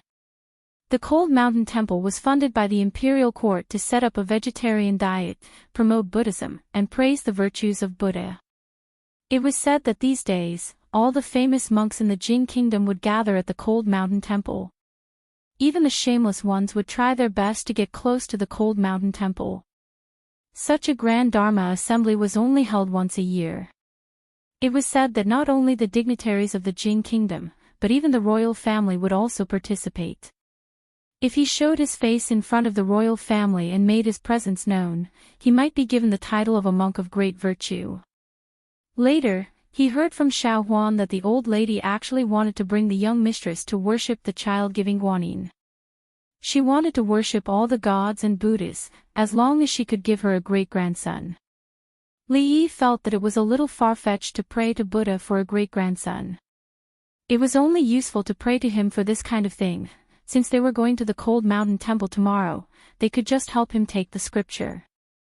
He didn't know what kind of superstition the old lady had that all the people she brought were women, and she didn't allow him to go with them. But anyway, he was too lazy to go. What was so interesting about a group of monks chanting scriptures? If it was a young and beautiful nun, it might be a little interesting. But if that was the case, the old lady might not let him go. When you go tomorrow, help me give this scripture to an old monk called the Tan Yin. When copying the scripture, Li Yi specially chose the short ones to copy. In fact, it would have taken him a few days to finish, but because he cut corners, he finished the task not long after dinner. If he really took out all the Buddhist scriptures in the library, he would not be able to do anything else for the rest of his life. This scripture was all the scriptures of the scriptures. It was definitely enough to deal with the old monk. Xiao Huan took the scripture and opened it. She only felt dizzy from reading so many words. She hurriedly closed the book and nodded. She said, "Don't worry, young master. I will definitely give it to the old monk personally. Remember to call him Great Master tomorrow." When Li Yi walked out of the study, he added. Chapter 361. Lord Ju, Li Yi struggled to open his eyes and saw the maidservant named Xiaoqing standing at the head of the bed, gently pushing his shoulders. There was no one beside him for a long time. Rui was going to the temple with old madam to offer incense, so Li Yi didn't know when she woke up. What time is it now? Li Yi sat up from the bed, rubbing his eyes as he asked. Lord Ju, it's almost past midnight, the pretty maidservant said with a red face, not daring to look at the half-naked Li Yi. Midnight? Li Yi was stunned when he heard that. He didn't expect to wake up at 10 o'clock. It seemed like he shouldn't stay up too late at night in the future. Xiaoqing didn't forget why she came to wake Lord Ju up, so she said, Lord Ju, hurry up and get up. His Highness is waiting for you outside. Li Xian, what is he doing here? Li Yi quickly put on his clothes and washed his face with Xiaoqing's help. He walked out and saw Li Xian standing in the courtyard.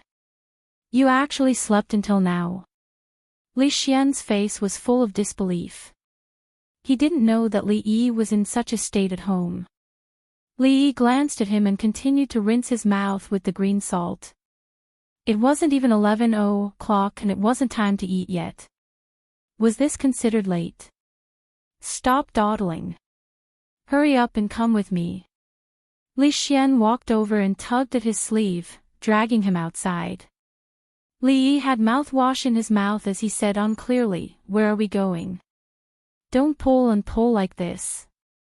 If someone sees us, it won't be good, two married men pulling at each other in public. What a scandal. Where did the rules of this guy go to?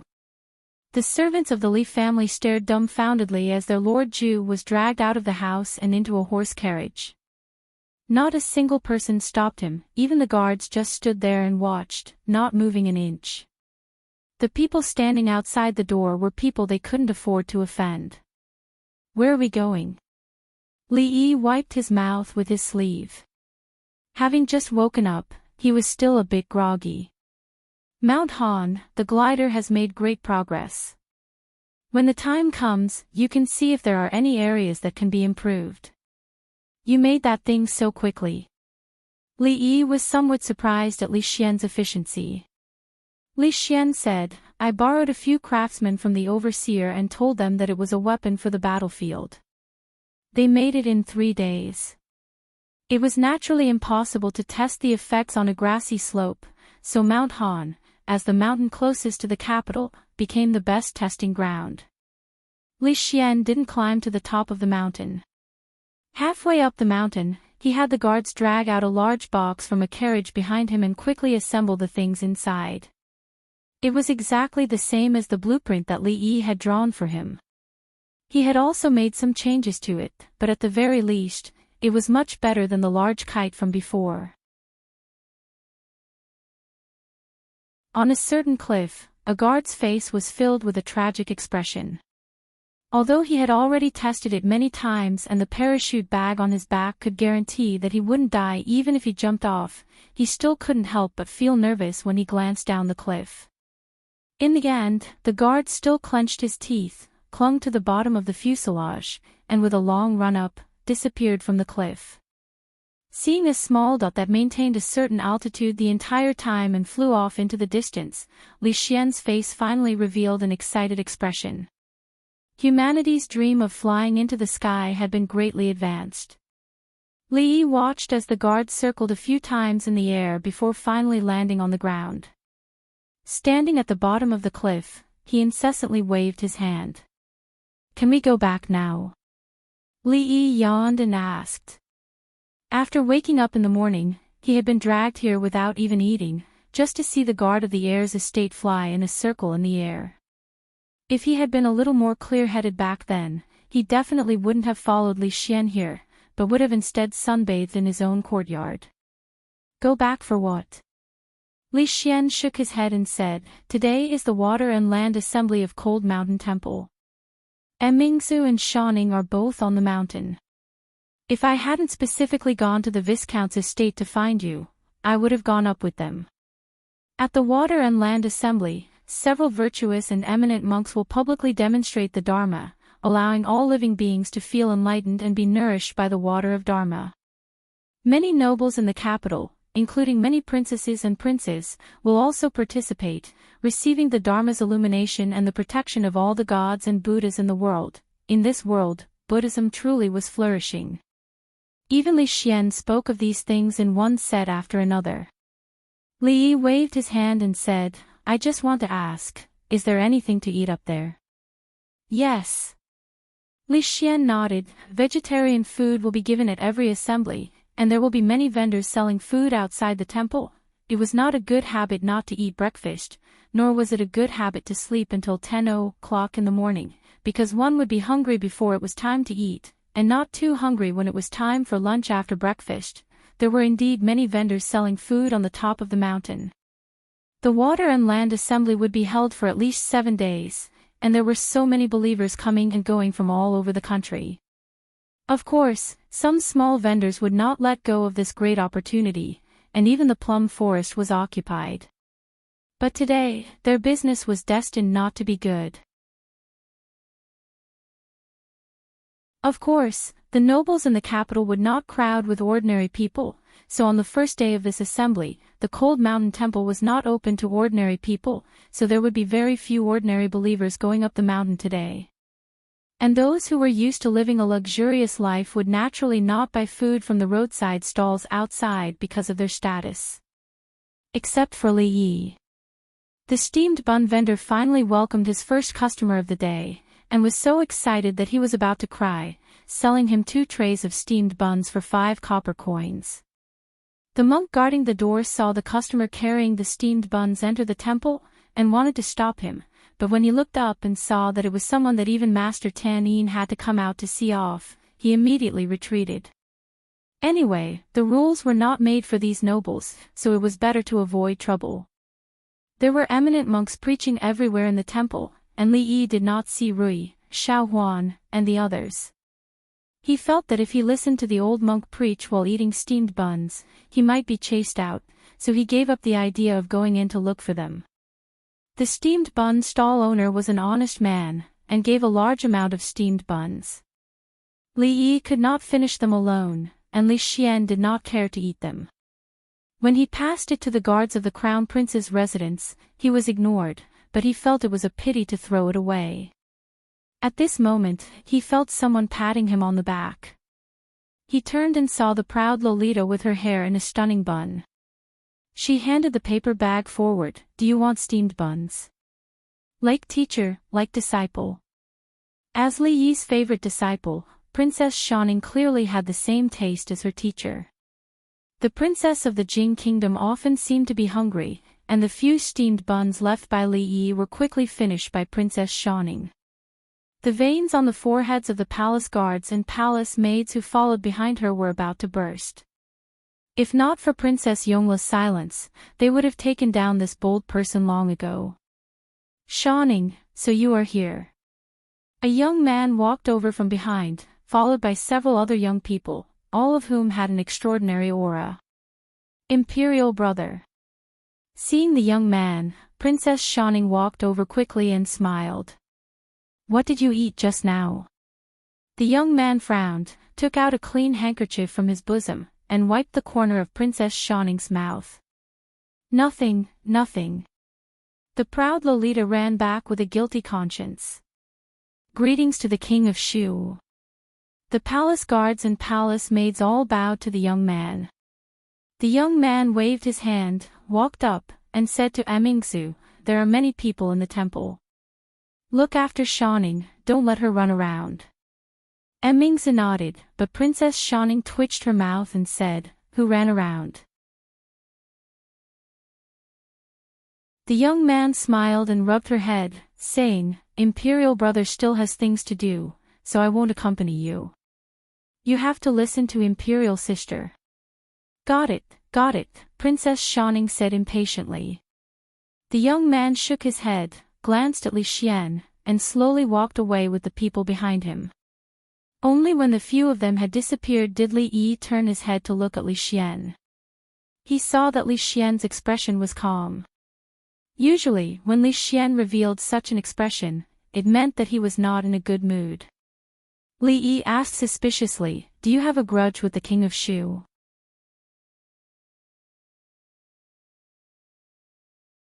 Chapter 362.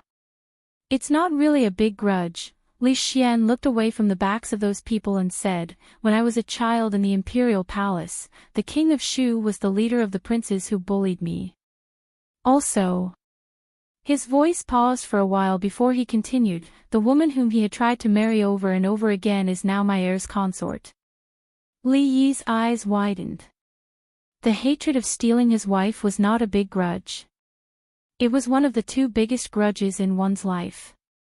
The King of Shu did not hand him a knife the moment they met, which showed that he had great self-restraint. He could not help but give him a thumbs up. It was never too late for a gentleman to take revenge. The King of Shu probably did not expect that the little prince whom he bullied a decade ago would take revenge in such a way in the future. The King of Shu and his wife are childhood sweethearts. Li Yi was not very curious about other people's affairs, but he was more concerned about his few friends. As a prince of a country, he had been rejected time and time again, yet he was still able to persevere. If they really were childhood sweethearts, Li Xian wouldn't have been right to break up the affectionate couple. "I don't think we've met before," Li Xian said after thinking for a while. Li Yi was even more puzzled and asked, "Since they don't know each other, why does he insist on marrying you?" Li Xian glanced at him and said, "When your wife took you up the mountain, she didn't know you either, did she?" Li Yi's face darkened. Damn it, what grudge did the King of Shu have with this guy? It had nothing to do with him. Who cares? I won't ask any more. He waved to the arrogant Lolita not far away. "Xiaoning, let's go listen to the old monks chanting." The King of Shu is the son of imperial concubine Cui and is the eldest among the princes. According to the rules of the royal family, the eldest son is not the youngest. The empress only has one daughter, Amingzu, and has no other princes. In the harem, imperial concubine Cui is the most respected. Therefore, the King of Shu is the most powerful prince in the competition for the title of crown prince. Li Xian said indifferently, although Imperial Uncle hasn't appointed a crown prince because he doesn't have a legitimate son, the Empress hasn't had a son for many years. In the past 2 years, the court has been talking about the position of crown prince. Although the King of Shu has the support of noble consort Cui and the Cui family behind him, if he can marry into the Wang family, he will be able to gain the support of 2 powerful families. Li Yi was a little stunned when he heard that. Did that mean that the young man from earlier, Li Xian's irreconcilable enemy, was actually the best candidate to become the next ruler of the empire? There was an 80 to 90% chance that he would become the successor of the old emperor. According to the old emperor's physical condition, that day would not be far away. The next emperor of the Jing kingdom would ascend the throne in a few years or at least a year or 2. However, our crown prince, Li Xian, had stolen the wife of the next emperor and his wife's family. This was not a big enmity, but a big one. The enmity of stealing his wife would affect his plan to seize the throne. Would Prince Ning's family have a good life after the King of Shu became the real emperor? This was not realistic. Fortunately, even though Li Xian was a fool, Prince Ning didn't look like someone who would suffer a loss. Li Yi didn't need to worry about this matter for him. Thinking about it this way, the Wang clan was truly blind. They didn't try to curry favor with such a great potential stock. In another 2 years, he would become a relative of the emperor, and a meteoric rise was just around the corner. Why did they have to fall for a coward like Li Xian? Imperial concubine, family, inheritance of the throne, and all these twists and turns of the royal family gave them a headache. Li Yi waved his hand again and said, "Shaning, let's go and watch the old monk preach." In the nearest Buddhist hall, there was a highly virtuous monk preaching Buddhism. The hall was filled with praying mats, and the followers were sitting upright on them. It was unknown if they could understand what he was preaching, but they looked very solemn and focused. "What is this master preaching?" The proud little girl leaned against the door and asked doubtfully. She could only hear the monk mumbling something, but she could not make out a single word. "Shoo, lower your voice. The master is preaching the Diamond Sutra." Li Yi made a shushing gesture to her, but his eyes were darting around the Buddhist hall, looking for Rui and the others. The proud little girl looked up at Li Yi, and her big eyes began to twinkle like little stars. The teacher was indeed a teacher. He could even understand such a difficult Buddhist scripture. At this moment, a sigh suddenly came from behind them. "Amitabha, little benefactor Li Yi, Master Huiyan is preaching the Lunga Sutra." The old monk Tan Yin raised his palm and chanted the name of Buddha. He looked at Li Yi and said helplessly. The corner of Li Yi's mouth twitched. This old monk must have a disease that would kill him if he did not expose him. Moreover, he only caught him and tried to expose him. It was said that monks were merciful and left him some face. Wasn't it considered as accumulating merit? To think that he had worked so hard to help him copy so many scriptures, and he even said that he would repay him in the future. Was this how Buddhism repaid kindness? Little benefactor Li Yi, on behalf of Buddhism, I am very grateful for your kindness. When the old monk spoke again, the expression on his face became solemn and solemn. He was indeed a famous master. At first glance, he really looked like an eminent monk. "It's nothing." Li Yi waved his hand. He was magnanimous and did not intend to fuss over the old monk's act of biting the hand that fed him. "It's nothing to you, but it's a great merit to our Buddhism." A smile appeared on Li Yi's face, but he was rolling his eyes in his heart. "You yourself said that it's a great merit. Why don't you repay me? Where's the generous repayment?" The generous repayment that Li Yi wanted did not come, but another old monk came. A familiar old monk. Several figures walked in from the entrance of the temple. Walking in front was the old monk who asked him for directions on the street yesterday. Beside him was the middle-aged monk with the metal rod. What was different from yesterday was that there were a few more young monks behind the two of them. Yesterday, the old monk was still going to Fa Temple. Today, he came to Cold Mountain Temple. However, this was normal. It was said that the officials in the capital were of a higher rank. In fact, the temples in the capital were of a higher rank. All the monks in the world wanted to enter the temples in the capital. When foreign monks came, they would pay their respects. Cold Mountain Temple was the venue of the Water and Land Dharma Assembly. Recently, there were countless monks who came here. A monk from Cold Mountain Temple who was in charge of reception had already gone up to greet them. "May I know your title, Master?" a young monk asked with a smile. The old monk in front of him had white eyebrows and beard and an extraordinary bearing. It was obvious that he was an eminent monk. "I am Xiaxian," the old monk said with a smile. "So it's Master Xiaxian." The young monk had never heard of this Dharma name. A trace of doubt appeared on his face, but he still asked politely, "May I know where Master is from?" "Where I came from." The old monk still had a smile on his face. As soon as he said that, the young monk's expression changed. The welcoming monks behind him also trembled. Li Yi looked at the old monk with some surprise. Almost everyone in his previous life knew that this was a powerful tool for showing off, but it actually appeared here. The smile on Master Tan Yin's face disappeared. He looked in the direction of the foreign monks and seemed to be deep in thought.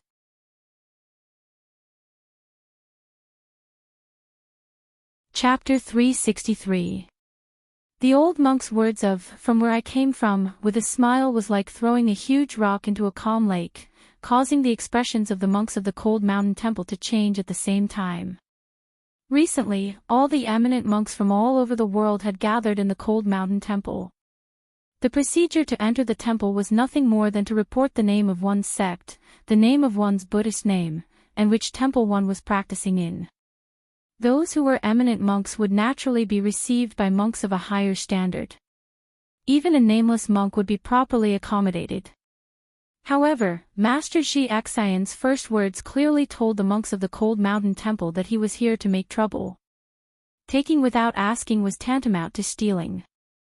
Coming to discuss Zen without any prior notice was clearly an act of destroying the place and challenging the dojo. The young monk of the Cold Mountain Temple lacked experience after all. Faced with such a situation, he didn't know how to respond for a moment. "What does 'from where I came' mean?" Princess Shanning's pretty face was filled with puzzlement. She felt that the monk's words were really profound and difficult to understand. "I don't know." Li Yi shook his head. In order to prevent the old monk Tan Yin from undermining him again, he decided not to say anything else. Furthermore, when it came to Buddhist principles, everyone's comprehension was different. Perhaps that old monk called Xiaxian just felt that no one could understand what he was saying, and it was very useful for showing off. Li Yi had guessed wrong this time.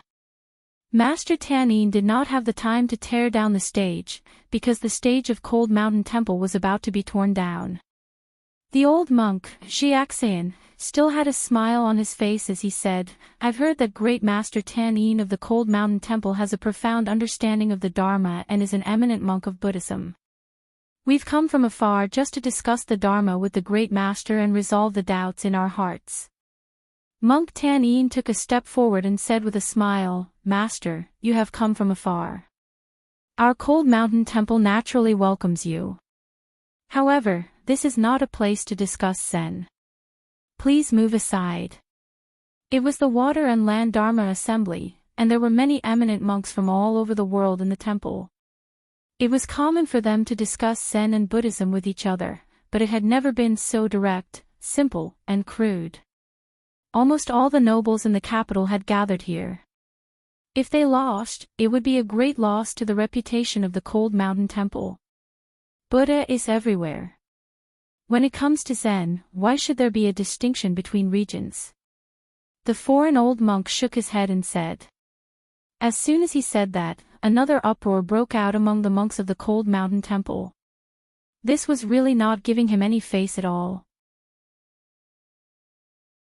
There were already a lot of people walking around the temple, and with Master Sandalwood Yin's ability to attract fans, many people gathered around in a short period of time. What's going on? Who is Master Tan Yin talking to? Could it be that the other party is also a Buddhist master? I don't know where he came from, but he just said that he wanted to discuss Zen with Master Tan Yin. An eminent monk discussing Zen. I can't miss this opportunity. It was a rare opportunity for an eminent monk to talk about Zen. Everyone was ready to watch the show. Li Yi was also curious about how the Cold Mountain Temple would deal with the old monk who had made a scene. Another middle-aged monk had already walked forward and asked, "How do you want to discuss the Dharma?" Master Sandalwood Yin was the symbol of the Cold Mountain Temple. He could not afford to make any mistakes. If any monk could discuss Zen with him directly, he would probably only be able to do one thing in his life. If you want to discuss Zen, you must first meditate. Master Sandalwood Yin is an eminent monk, so his meditation skills must be extraordinary. If I may be so bold, I would like to compete in meditation with Master Sandalwood Yin, the middle-aged monk, who had been silent all this while, suddenly said. What is meditation? It was Princess Shanning's habit to ask whenever she did not understand. It's to see who can stay in a daze longer. Li Yi gave a common explanation. In the journey to the west, Xuanzang from the kingdom of Che-Chi fought with the 3 demons. One of them was to compete in meditation in the sky. This was a classic plot in the journey to the west. Art came from life, but it was higher than life. He did not expect to see such a scene in reality. Meditation was a monk's basic skill. This middle-aged monk wanted to compete with Master Sandalwood Yin to see who could meditate longer and compete to be the monk who could last the longest in the Jing Kingdom. It was really bullying. One was a strong adult man, and the other was an old man with half a foot in the coffin. Wasn't it obvious who would last longer than the other? The master has to preside over the water and land Dharma assembly and has no time to deal with miscellaneous matters. If you are here for this, please leave. Since the other party was here to make trouble, the monks of the Cold Mountain Temple did not need to be polite. They did not even have the intention to invite these monks for a cup of tea. I heard that the Cold Mountain Temple of the Jing Kingdom is a holy land of Buddhism, and Master Sandalwood Yin is an eminent monk. We have come from afar. Is this how you treat your guests? A young monk who came with the old monks suddenly said. What? The Cold Mountain Temple of the Jing Kingdom? These monks are not from the Jing Kingdom. Monks from other countries dare to make trouble at the Dharma assembly. Drag them out and beat them to death. If they were monks from the Jing Kingdom, the crowd would not mind watching a wonderful discussion of Zen. After all, this kind of thing was not common. However, since they were not monks from the Jing Kingdom and were here to make trouble, they immediately gave up the idea. This kind of guy with bad intentions should be dragged out and beaten to death. Today, the temple was full of high-ranking officials and nobles, and there were many guards with them. Immediately, a few people walked toward the monks. The young monk knew that he had said something wrong. Seeing this, his expression changed slightly. The middle-aged monk with the iron rod stood in front of the old monk expressionlessly. He gave off a dangerous aura. Wait! An old monk from the Cold Mountain Temple waved his hand. The Water and Land Dharma Assembly was originally to invite eminent monks from all over the world. Even if they were monks from other countries, if they were beaten to death in the Cold Mountain Temple, the reputation of the Cold Mountain Temple would be tarnished. The old monk looked at the middle-aged monk and said, all living things are empty. There is no enlightenment, no confusion, no holiness, no mortality, no giving, no receiving, no joy, no anger, and no Zen. Winning is also empty, and losing is also empty. What else do you want to discuss? What do you mean, Master? Some people were confused. Among the surrounding believers, there were still some who knew Buddhist scriptures. They immediately gave an explanation to what the old monk had just said. Only then did the crowd come to a realization. They looked at the few foreign monks with playful eyes. Didn't you want to discuss Zen? Now, the Buddhists say that joy and anger are empty. Even Zen is empty. What else do you have to discuss? What else do you want to discuss? The middle-aged monk was expressionless. Under the crowd's mocking gaze, he suddenly stretched out his hand and gave the old monk a hard slap on the face. Stop! How dare you! Seeing this scene, the surrounding monks of the cold mountain temple could not sit still. They surrounded the middle-aged monk and glared at him. The old monk was also slapped. His face was burning with pain. When he came to his senses, he also looked at him angrily. After a short moment of shock, the crowd's gazes also became unfriendly. Not only did he come to disrupt the Dharma assembly, but a monk from another country actually dared to make a move on the territory of the Jing kingdom. He did not want to go back today. It's over. This monk has some skills, Li Yi could not help but say. Why? Princess Shining looked up at him. Li Yi sighed and explained, just now, the master said that he was neither happy nor angry. Look at his expression now. Princess Shining turned her head in confusion. She immediately saw the old monk's angry face and immediately understood. Even he could not do what he said. Naturally, it did not count. Those who did not understand the reason for the incident heard Li Yi's explanation and came to their senses. The way they looked at the monks changed.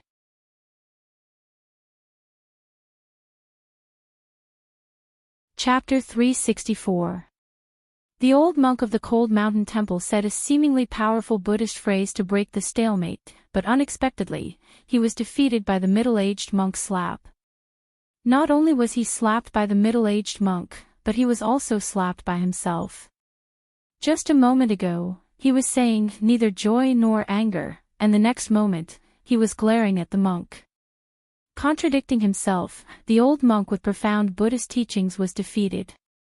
Even the old monk was no match for the monk, let alone the young monk. He even forcibly held back the anger on his face.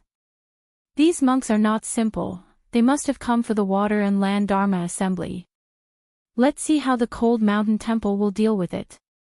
Why hasn't Master Sandine made a move yet? The monks of the Jing kingdom were slapped in the face by the foreign monks. As the people of the Jing kingdom, they naturally did not look good. This was no longer about the face of the cold mountain temple, it was enough to rise to the height of national honor. Obviously, as the dignitaries of the capital, these people present were the ones with the strongest national pride. At this moment, no one said anything about dragging these monks out and beating them to death. The water and land Dharma assembly held by the cold mountain temple was not only aimed at the monks of the Jing kingdom, but also very welcoming of the friendly foreign monks. If they really dragged them out and beat them to death, wouldn't it mean that their side was afraid? Even if they could shut up one or two people, could they shut up all the people present? If this matter was spread out, the reputation that the cold mountain temple had accumulated over the years would also be destroyed. Therefore, at this moment, what everyone was most looking forward to was that Master Sandine could really defeat these foreign monks with ulterior motives in terms of Buddhist teachings. The old monk had been provoking them for a while, and more people gathered around. Coincidentally, the preaching in a Buddhist hall ended, and the crowd came out. Seeing the situation here, they gathered here with puzzled hearts. Li Xian and Emingzu also came to Li Yi's side, surrounded by more than 10 guards, vigilantly watching everything around them. What's going on? Li Xian glanced at the monks in the middle who were arguing with each other and asked in confusion. Li Yi gestured to the crowd. Let's continue watching. Li Yi did not say anything, but Princess Shining excitedly recounted what had just happened. She felt that listening to these monks talk was much more interesting than staying in the palace all day listening to the lectures of those old teachers. Of course, Mr. Mathematician was an exception. The sadhu of the Qi kingdom, Emingzu said. What? Li Yi looked back at her. That man is an ascetic monk from the Qi kingdom.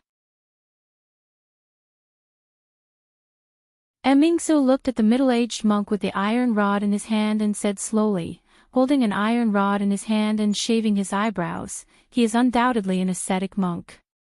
Only the Qi kingdom has such monks. If these monks were monks from the Qi kingdom, it would make sense that they were here to cause trouble. This was a racial hatred. Buddhism had no borders, but monks did. The monks of the Qi kingdom and the Jing kingdom had always been at odds. At this moment, the old monk from the cold mountain temple who had spoken earlier had already retreated in shame. The old monk, Jiaxian, smiled and looked at Master Sendanyan and asked, "What is Buddha?" He dares to challenge Master Sendanyan to Buddha. He really overestimates himself. Master Sendanyan has profound dharma. This old monk will definitely lose. What is Buddha? He actually asked such a simple question. I'm afraid any monk can answer it. The crowd was still very confident in Master Sendanyan. After all, the title of a virtuous monk did not come from nowhere. Even His Majesty had personally acknowledged it. How could the Master's dharma be fake? However, unlike what the crowd had imagined, they did not see the scene of Master Sendanyan defeating the foreign monk in a few sentences. After the old monk had asked this question for a long time, Master Sendanyan still did not speak. Why isn't Master Sendanyan speaking? The crowd began to wonder. Is this question difficult to answer?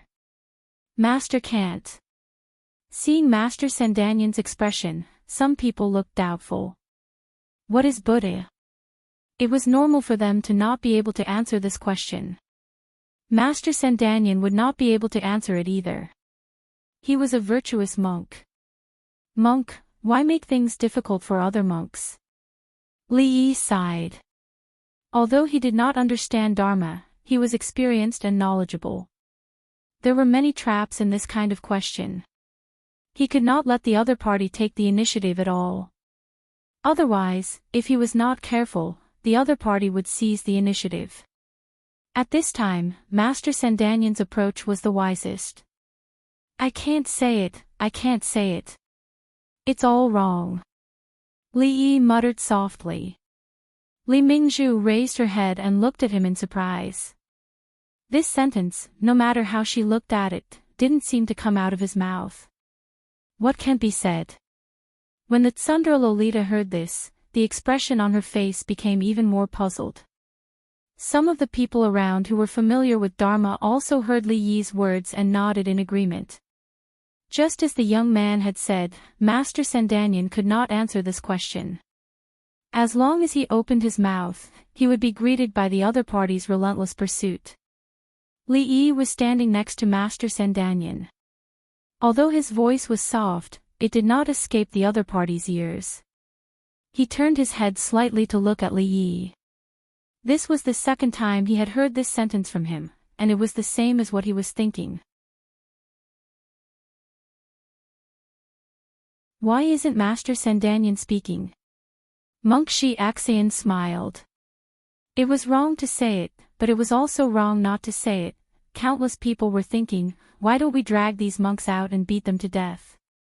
Princess Shaning could not help but tug at Li Yi's sleeve and asked, why isn't Master Sendanyan speaking? Does he not know the answer? What is Buddha? A child's heart was very simple and pure.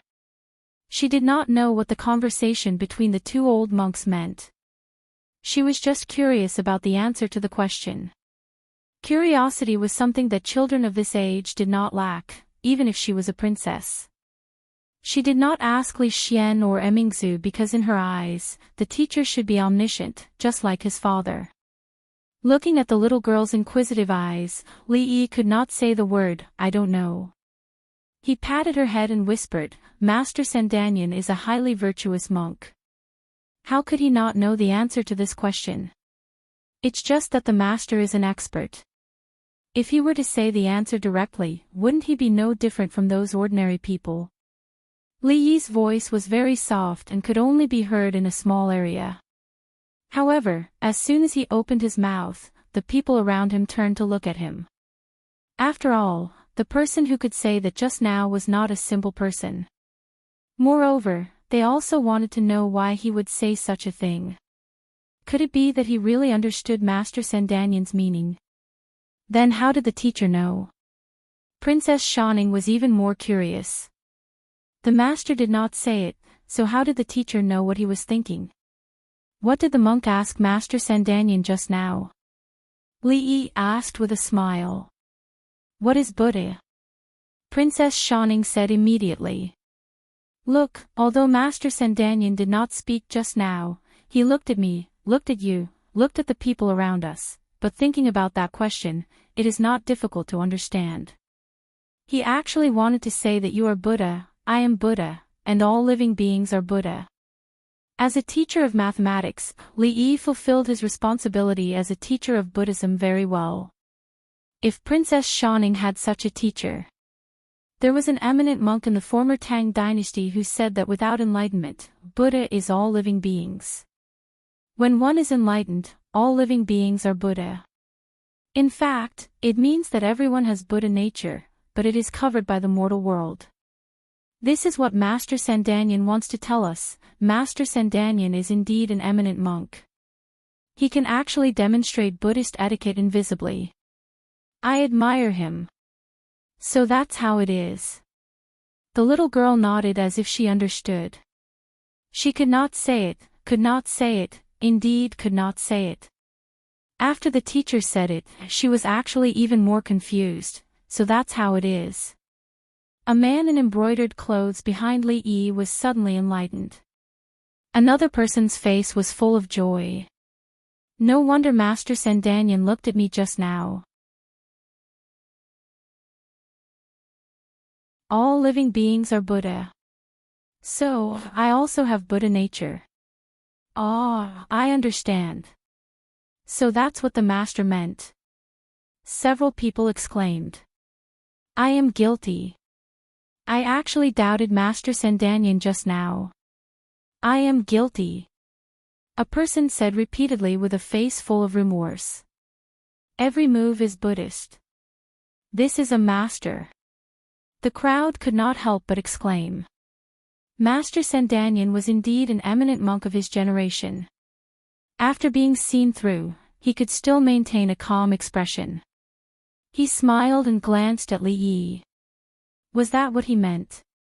Was that really what he meant? Yes, if young benefactor Li Yi said so, then so be it. The one who knows me is young benefactor Li Yi.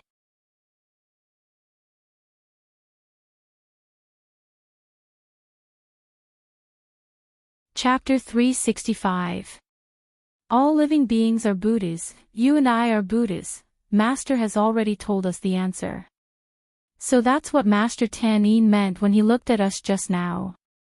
With the reminder of the handsome young man, everyone finally understood Master Tan Yin's deep meaning.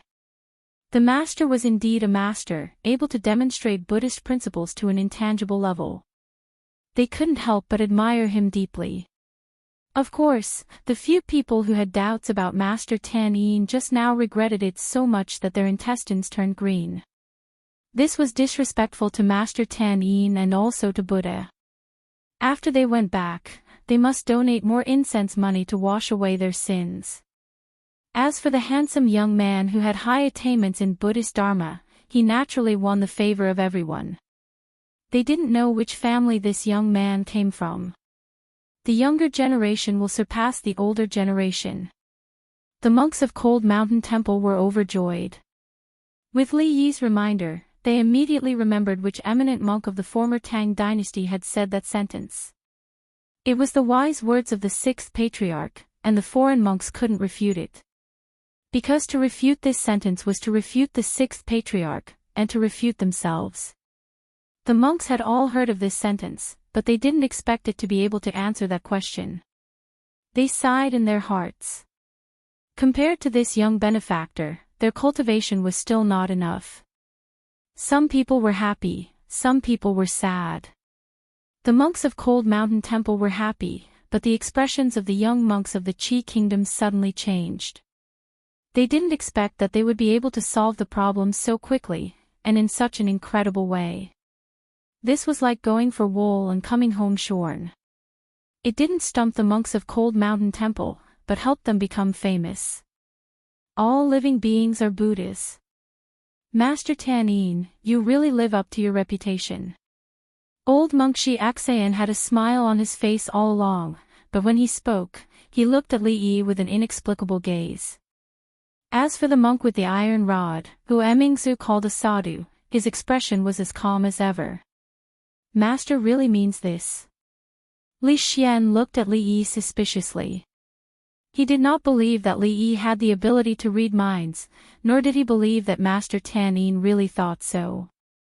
He only believed that with Li Yi's mouth, he could turn black into white and wrong into right.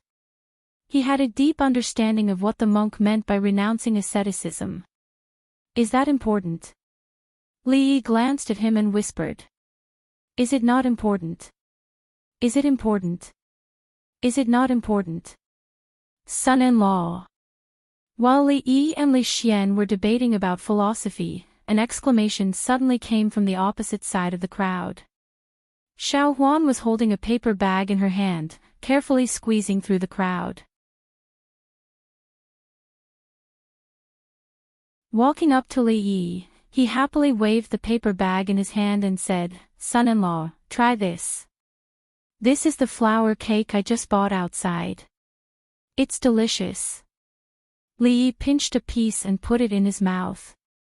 Although the taste was not as good as Ruoqing's, it was still passable. He looked at Xiao Huan and asked, "Why are you here alone? Where is Miss?"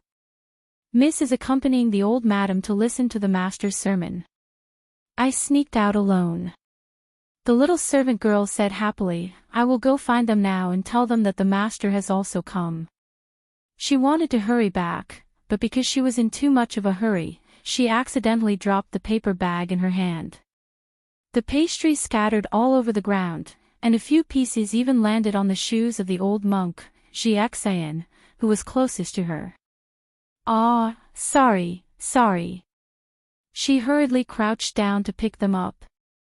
Just as she was about to pick up a piece that had fallen by the monk's feet, a stern expression suddenly appeared on the monk's face. He shouted in a low voice, "Go away." Finishing, he lifted his foot and kicked the little servant girl. Clang! At the same time, a palace guard felt the long knife at his waist suddenly leave its sheath. A flash of knife light shot out and headed straight for the monk's thigh. The monk could still kick the little servant girl away, but the price would be one of his legs.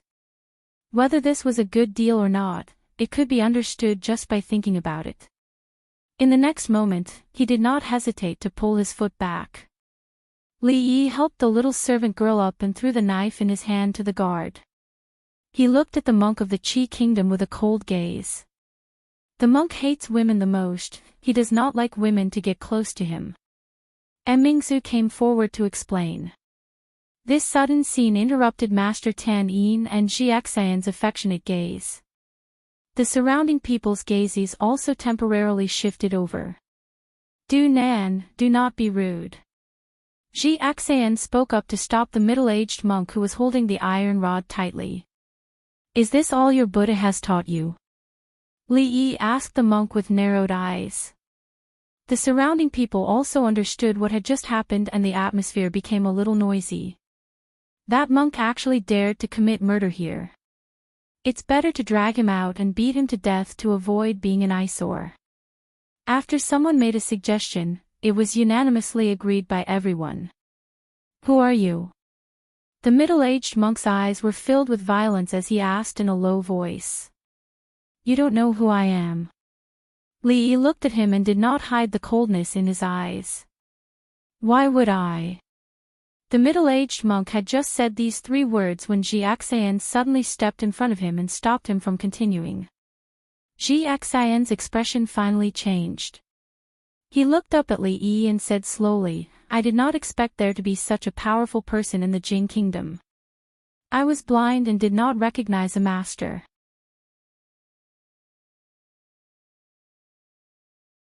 May I ask, young benefactor, who are you?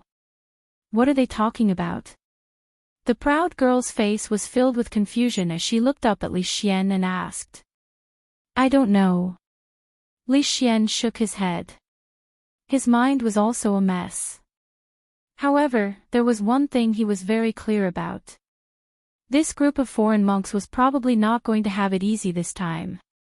The expression on Li Mingzhu's face was also puzzled. One of the masters who taught her martial arts was an eminent Buddhist monk. Under the influence of what she saw and heard, although she couldn't say that she was well versed in Buddhism, she had some foundation. However, she was still confused by the conversation between Li Yi and the old monk. It wasn't just Shou Ning and Li Xian. Everyone present had a blank look on their faces. Once again, they felt like their IQ wasn't enough. That young man had clearly only asked a question that could not be any more ordinary. How did he become a mighty figure and an expert? Was there something wrong with the old monk with the Buddhist name of Jiexan? When they looked at Master Tan Yin, they found that the master seemed to have fallen into deep thought. Could it be that there was really something profound about that question?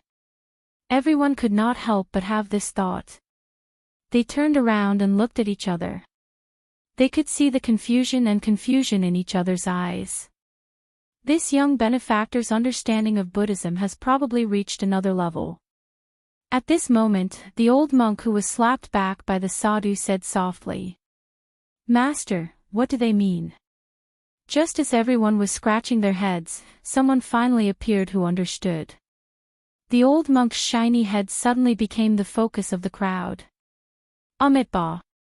The old monk chanted the name of Buddha and explained, the question young benefactor asked just now was who am I? It seems simple, but it actually contains great wisdom. The I in the question is not the I that we think. To answer this question, we must first jump out of the I and look at everything around us with a detached heart. Therefore, this question young benefactor asked is extremely difficult to answer. And Master Ji Xian's question of, who are you, is also similar to this question. Hearing the old monk's words, everyone was stunned. The expression on their faces was even more confused than before. What, who am I am me, I am not me, jump out of that I. Madhav asterisk Kur, who am I? He was a master after all. With just a few words, he made them doubt their lives. They still did not understand what the crux of the question was. However, they finally understood one thing. This young man's dharma was very profound, so profound that they couldn't see through it at all. The old monk named Jiexan couldn't answer the question he had asked just now, so he beat around the bush and kicked the question back at him. Can't this foreign monk have some shame? In an instant, everyone looked at monk Jiexan with incomparable contempt.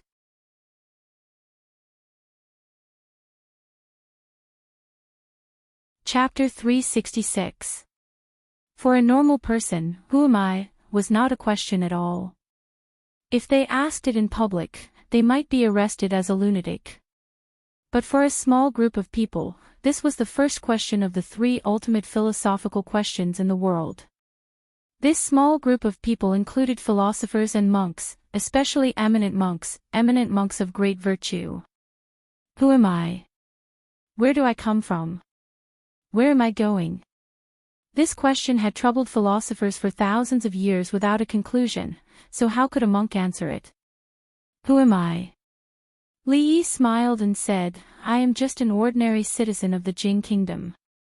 At this moment, Li Yi had replaced Master Tan Yin and become the focus of the crowd. Therefore, every word he said attracted the attention of the crowd. An ordinary citizen of the Jing kingdom. What Buddhist principles does this sentence contain?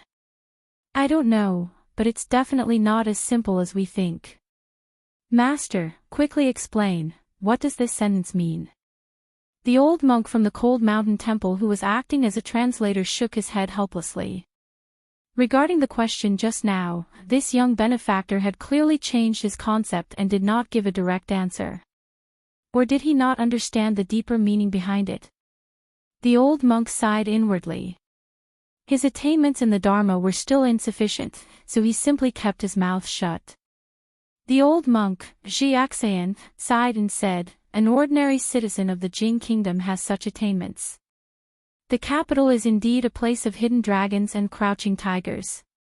Li Yi ignored the old monk.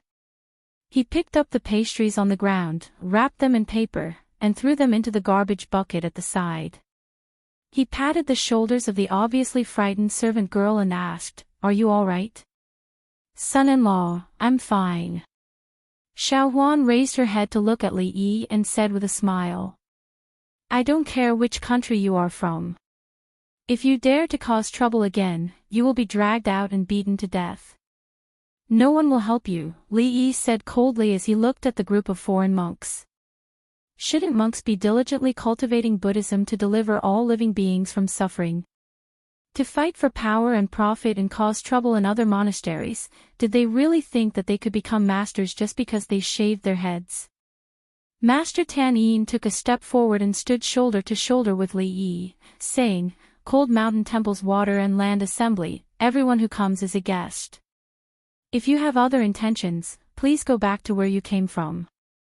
Even Master Tan Yin had stood up, so there was naturally no need for everyone to be patient.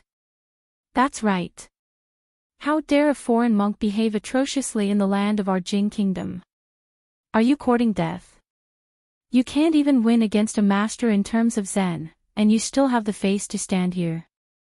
Scram if you know what's good for you. Otherwise, don't blame us for being impolite." Not only did the foreign monk Luan Fo who came to make a scene not talk about great master Tan Yin, he couldn't even be compared to an ordinary young man of their Jing state. If he made any more outrageous moves, the nobles present might really do something. "We're here to discuss Zen and cultivate Buddhism. Is this the attitude of your Cold Mountain Temple? What a famous temple in the Jing kingdom, it's just a so-so," a young monk behind the old monk Jiaxayan said angrily. "The Buddha is not broken. Cultivate yourselves first." Li Yi said faintly. Only he would waste his time talking to these monks. If it were Miss Lu, she would have cut off his head with her sword and kicked him around like a ball, just based on what the monk with the iron rod had done just now. His words made the young monk choke and speechless. Master Tan Yin and the old monk of the Cold Mountain Temple looked surprised.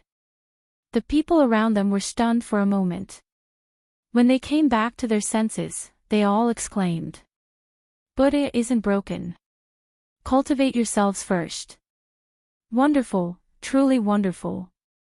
This young man's attainments in Buddhism are indeed profound. Well said, foreign monk. Go back and cultivate yourselves first. As soon as Li Yi said this, everyone applauded. The other party said that they should discuss Zen and cultivate Buddhism, but the next moment, he said, "Buddha isn't broken. Cultivate yourselves first." Seeing the foreign monk being defeated, everyone felt extremely happy. What foreign monk? How dare he come to the Cold Mountain Temple to cause trouble? Master Tan Yin and the real monks didn't even do much, but they all fell to the hands of a young man who wasn't even a monk. How could they still be called monks? Cultivate Buddhism, cultivate Buddhism. This cultivation is not the cultivation of others. "Young benefactor, you're too stubborn," Monk Jiaxayan said with a kind expression. "Master, you keep talking about cultivating Buddhism. Tell me, what is Buddha?" Li Yi looked at him and asked. They were the ones who provoked them first. If they didn't teach them a lesson, they would really think that they were easy to bully.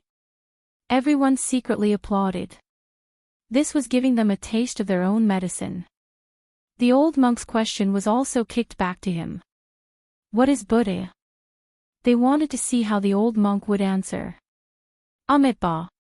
Monk Jiaxayan chanted and said, Buddha is wisdom, virtue, and compassion. You are Buddha, I am Buddha, all living beings are Buddha, Buddha is everywhere, and Buddha is omnipotent. Pfft. Shameless. Isn't that what this young man said just now? Plagiarism. This is blatant plagiarism. This old monk is too shameless. Hearing monk Shi Xian's answer, everyone was filled with righteous indignation. They all spoke up and condemned this shameless plagiarism. Buddha is everywhere. Li Yi suddenly asked. Buddha is everywhere, the old monk answered. Buddha is omnipotent. Li Yi asked again. Buddha is omnipotent, the old monk answered again. If that's the case. Li Yi crossed his arms and looked at him. He said slowly, can your Buddha create a stone that he can't move? Old monk Shi Xian moved his lips as if he wanted to speak, but then he fell silent. Master Tan Yin frowned and seemed to be deep in thought, leaving the confused crowd behind. Why isn't the monk talking? Is he also invisibly demonstrating the Dharma? Can Buddha create a stone that he can't move? Of course he can. Buddha is omnipotent. Idiot. Since Buddha is omnipotent, why can't he move a stone? Oh, I understand. Buddha can't create a stone that he can't move. Idiot. Since Buddha is omnipotent, why can't he create a stone that he can't move? Who are you calling an idiot? I dare you to say it again. Idiot. Ignoring the two people fighting outside, everyone looked shocked. When they looked at the young man inside, they suddenly felt like they were looking up to a great mountain. How did he come up with this question? This was simply not giving the old monk a way out. No matter what he said, it would be wrong unless he took back what he said and admitted that Buddha was not omnipotent. But was this something a monk could say? He had actually sent all the foreign monks to their deaths with just his mouth. This was a master, a true master. While everyone was thinking about how Buddha could move the stone, Li Yi had already passed through the crowd with the young maidservant and left. The question, can Buddha create a stone that he can't move, was adapted from a famous paradox in another world, called God's paradox. God's paradox meant God is not omnipotent. The Vatican in another world published a book that used the most popular mathematical deduction at the time to conclude that God is omnipotent. At this time, a wise man asked tit for tat, can God create a stone that he can't move? So this wise man was in big trouble, regardless of whether this story was true or false, and regardless of whether this wise man was eventually tied to a pillar and burned to death. A paradox was a paradox because it could never have an answer, unless the original hypothesis was overturned. Obviously, it was a hypothesis that old monk Shi Xian could not overturn. Therefore, for a long time to come, he would be trapped in this paradox and unable to extricate himself.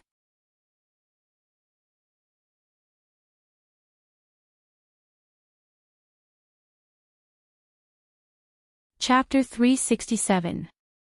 We have troubled you. Please don't blame us, Master Tan Yin. I'll take my leave. Master Shi Xian left, and so did the monks from the Qi kingdom. They had no choice but to leave. They had come to talk about Zen and Buddhism, but if they ended up renouncing asceticism, it would be the biggest joke in the world. Before the middle-aged monk with the iron rod left, he scanned the crowd with his gaze before leaving expressionlessly.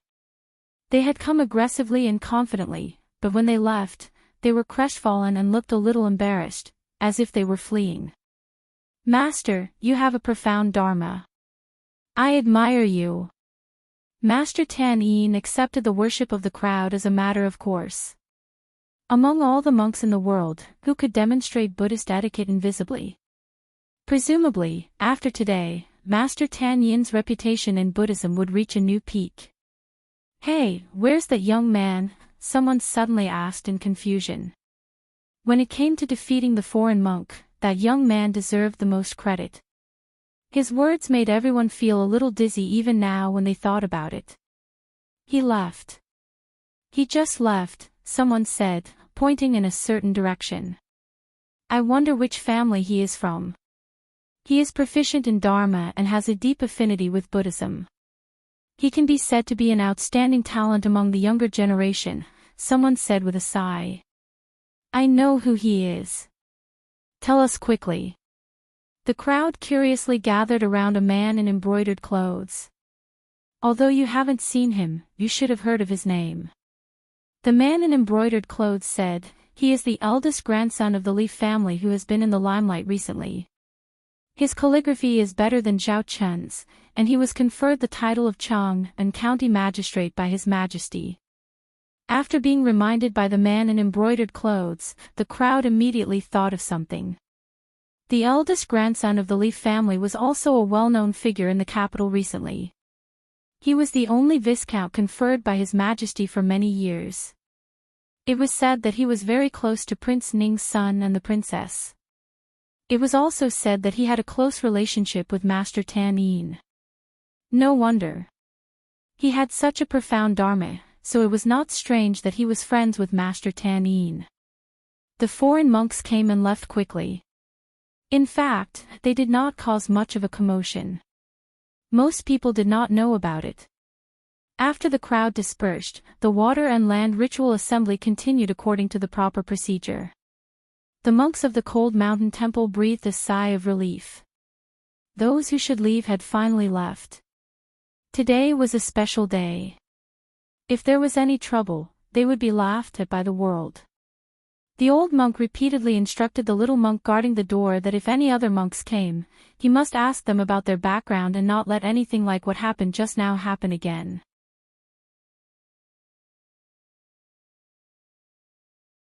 That young benefactor really helped us this time, the old monk said with some lingering fear. The other party had come with ill intentions, and with their methods, even Master Tan Yin was somewhat unable to withstand them. If the young benefactor had not stood up to help them from the beginning, they would have been the ones in a difficult situation today. Master Tan Yin was silent for a moment before saying, entertain the Li family's old madam and the Li family members well. Do not neglect them.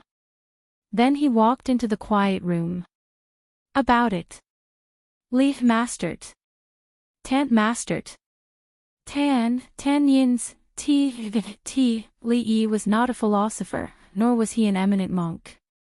Therefore, it was rare for him to be in a situation where his thoughts were not clear. Li Xian was not a philosopher. He was not a monk of great virtue. So he could not go around as he pleased. Li Xian went to meet up with his heir's concubine. His father-in-law also had elders present, so he couldn't wander around as he pleased.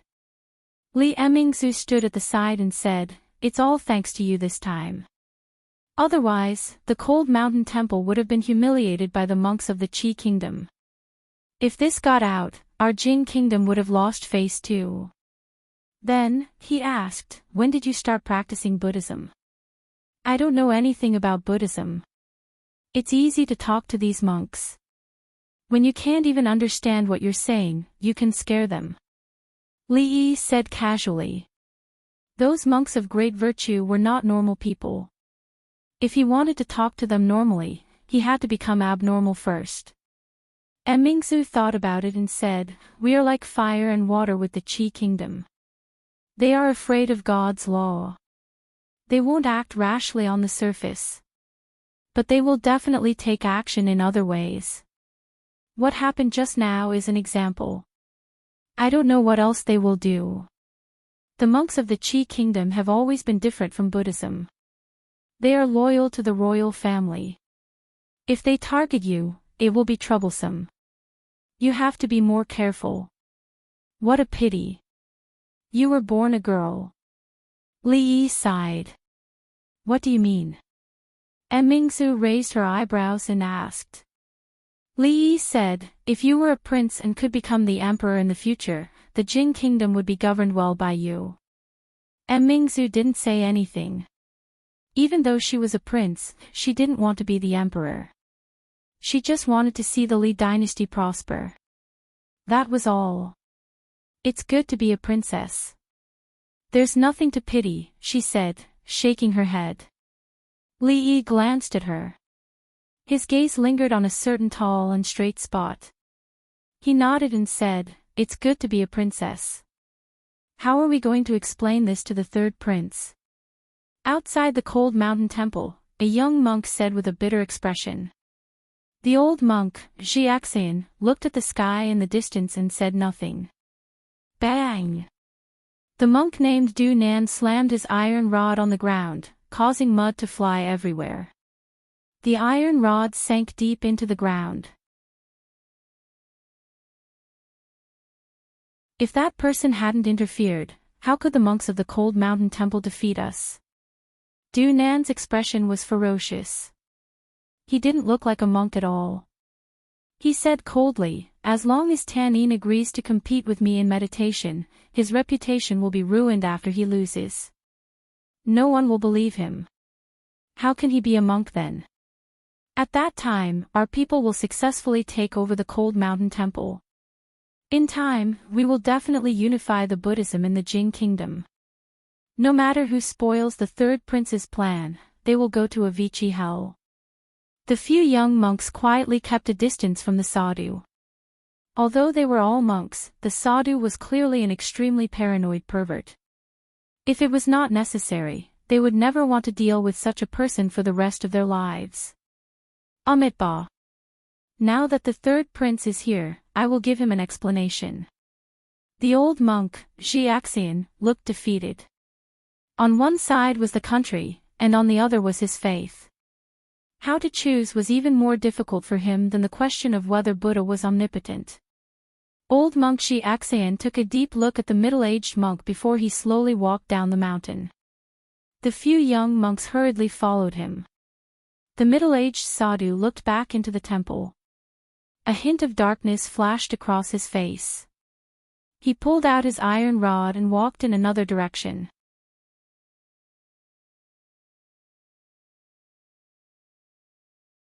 Chapter 368. Once a person has obtained great material satisfaction, they will turn to pursue other things in order to achieve spiritual satisfaction. The nobles in the capital city were at the top of the society. They did not need to worry about food and clothing, so they would worry about other things. They worried about the past life, the present life, and the next life. Therefore, they came here on the first day of the Water and Land Dharma assembly in the cold mountain temple to listen to the preaching of the eminent monks. They hoped to release the sufferings of the past and avoid falling into the hungry ghost realm or the hell realm in their next life, so that they could be reincarnated into a good family. Old Madam was worried about when she could hold a great-grandson in her arms, so she dragged Ru Yi to various temples.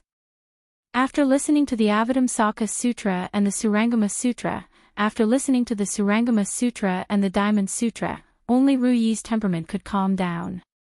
Second Miss Lu had long left the organization. She found Li Yi and Xiao Huan and drank tea in a quiet meditation room in the backyard. The little monk of the cold mountain temple was very polite to Li Yi. He just wanted to find a quiet place to rest, so the little monk brought them here. The surroundings were so quiet that they could not hear the noise outside at all.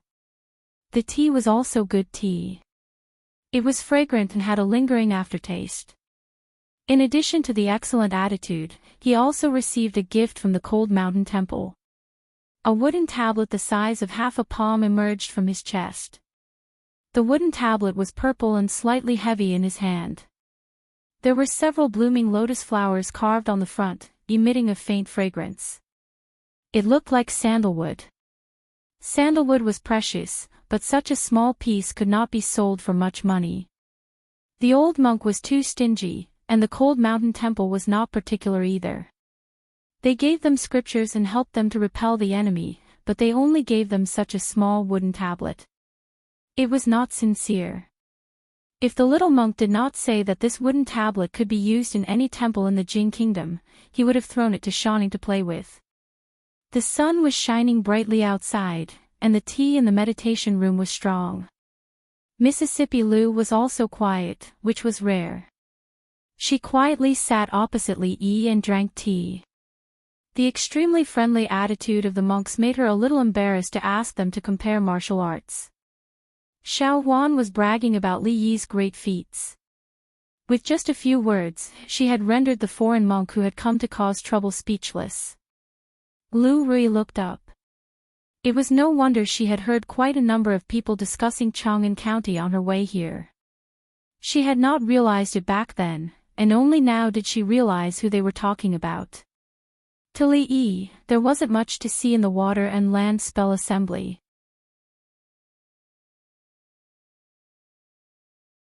If he hadn't been dragged out by Li Xian in the morning, he would have been comfortably basking in the sun at home. This spell assembly would last for a full 7 days. From the looks of it, the old mistress didn't seem to have any intention of going back in the near future. Li Yi decided to go back with Xiao Huan and the others first. He would take advantage of these few days to prepare for his lessons. He would compress all the content he had to say in a few days and let them digest it slowly. In this way, he would have enough time to deal with the affairs of Qing and Prefecture and have a perfect honeymoon. The tea in Cold Mountain Temple was good. Before he left, he asked the little monk to pack 2 caddies of tea. Seeing the pained look on his face, he had a deeper understanding of Cold Mountain Temple's stinginess. The little monk wanted to cry but had no tears as he watched Li Yi leave. If not for the abbot's instructions, such tea would not be used to entertain guests. It should be known that a few days ago, even the Prime Minister couldn't get 1 caddy of tea to taste. That was 2 caddies. Just now, the foreign monk came to make trouble and wanted to discuss Zen with Master Tanin. It's such a pity that you didn't see the scene. What? There was such a thing. Of course. That old monk asked Master Tanin what is Buddha. Guess what Master Tanin said? Master Tanin didn't say anything. He just... What a good way to demonstrate Buddhism invisibly. I'm afraid ordinary people like us can't reach Master Tanin's realm in our lifetime. Not to mention Master Tanin, I'll be very satisfied if I can reach the realm of the son of Chang and County in my lifetime. What son of Chang and County? The discussion of Zen just now was very exciting. Not only did everyone see what it meant to demonstrate Buddhist principles invisibly, but they also witnessed a young man defeating a Buddhist master with just a few words. As they chatted, they soon had new topics to talk about. Even, who am I, can Buddha create a stone that he can't lift himself, became the most discussed questions among them. The popularity of His Majesty's title of nobility had not died down yet. The 4 words, son of Chang and County, appeared frequently in their ears. Now, there was another wave of enthusiasm on the original basis. The king of Shu and a few young talents stood under a plum tree. He smiled and said, this son of Chang and County is also an extraordinary person. If there's a chance, I must get to know him. A young man standing behind the king of Shu hesitated for a moment and said, Your Highness, actually, you've met the son of Chang and County just now. Chen Liqing found it hard to describe his current feelings. It had only been a few days. How did he become the son of Chang and County? Wasn't he supposed to be a talent with no background in Qing and Prefecture? Even Duke Chen's mansion was quite afraid of him. When the young master of the mansion was bullied, they didn't even come to question him. Instead, they strictly ordered everyone not to have any conflicts with the Li family. Oh.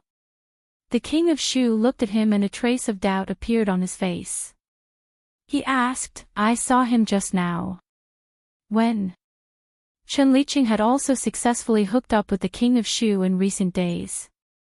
Hearing this, he didn't dare to be negligent. He immediately replied, the person standing beside the crown prince of King Ning, Li Xian, is the son of Chang and County, Li Yi. So it's him. The king of Shu narrowed his eyes. He had long heard that the son of Chang and County had a close relationship with Li Xian. However, he didn't expect that the person just now was the son of Chang and County that his father, the emperor, had made an exception to confer. Others didn't know the details of this son of Chang and County. They just thought that he was lucky to be favored by the emperor. However, as a prince, he knew some secrets about him. Every single thing that he had done could be said to be earth-shattering, especially the heavenly punishment. Although he did not know what it was, he knew that it was the heavenly punishment that had played a role in their victory in the war against the Qi kingdom. It could make the Jing kingdom stronger and defeat the Qi kingdom. What kind of weapon was it? This was also the reason why his father, the emperor, valued him so much. If he also had such a help, he wouldn't have to worry about not being able to achieve great things. He was the son of imperial concubine Shui, and was the prince with the highest chance of inheriting the throne. He was knowledgeable and well-versed in both the literary and military arts. He had a wide circle of friends, and many of the young talents of the noble families in the capital followed his lead. His background was deep, and not only did he have the support of the powerful Shui family, but many of the senior members of the court were also his supporters. Countless people, including himself, believed that he would be the next emperor of the Jing kingdom. However, the current emperor didn't seem to think so. The crown prince hadn't been appointed yet and the eastern palace was empty. As time went by, he became more and more uneasy. He wanted to control more resources so that after his father passed away, no one could stop him from ascending the throne. He had never doubted his father's judgment. The fact that the emperor valued the son of Chang and counties so much meant that there must be something that the emperor valued. Similarly, he also valued it. He was the dignified king of Shu, the next monarch of the Jing kingdom. As for Li Xian, he was just a crown prince. Smart people should be able to distinguish which one was more important.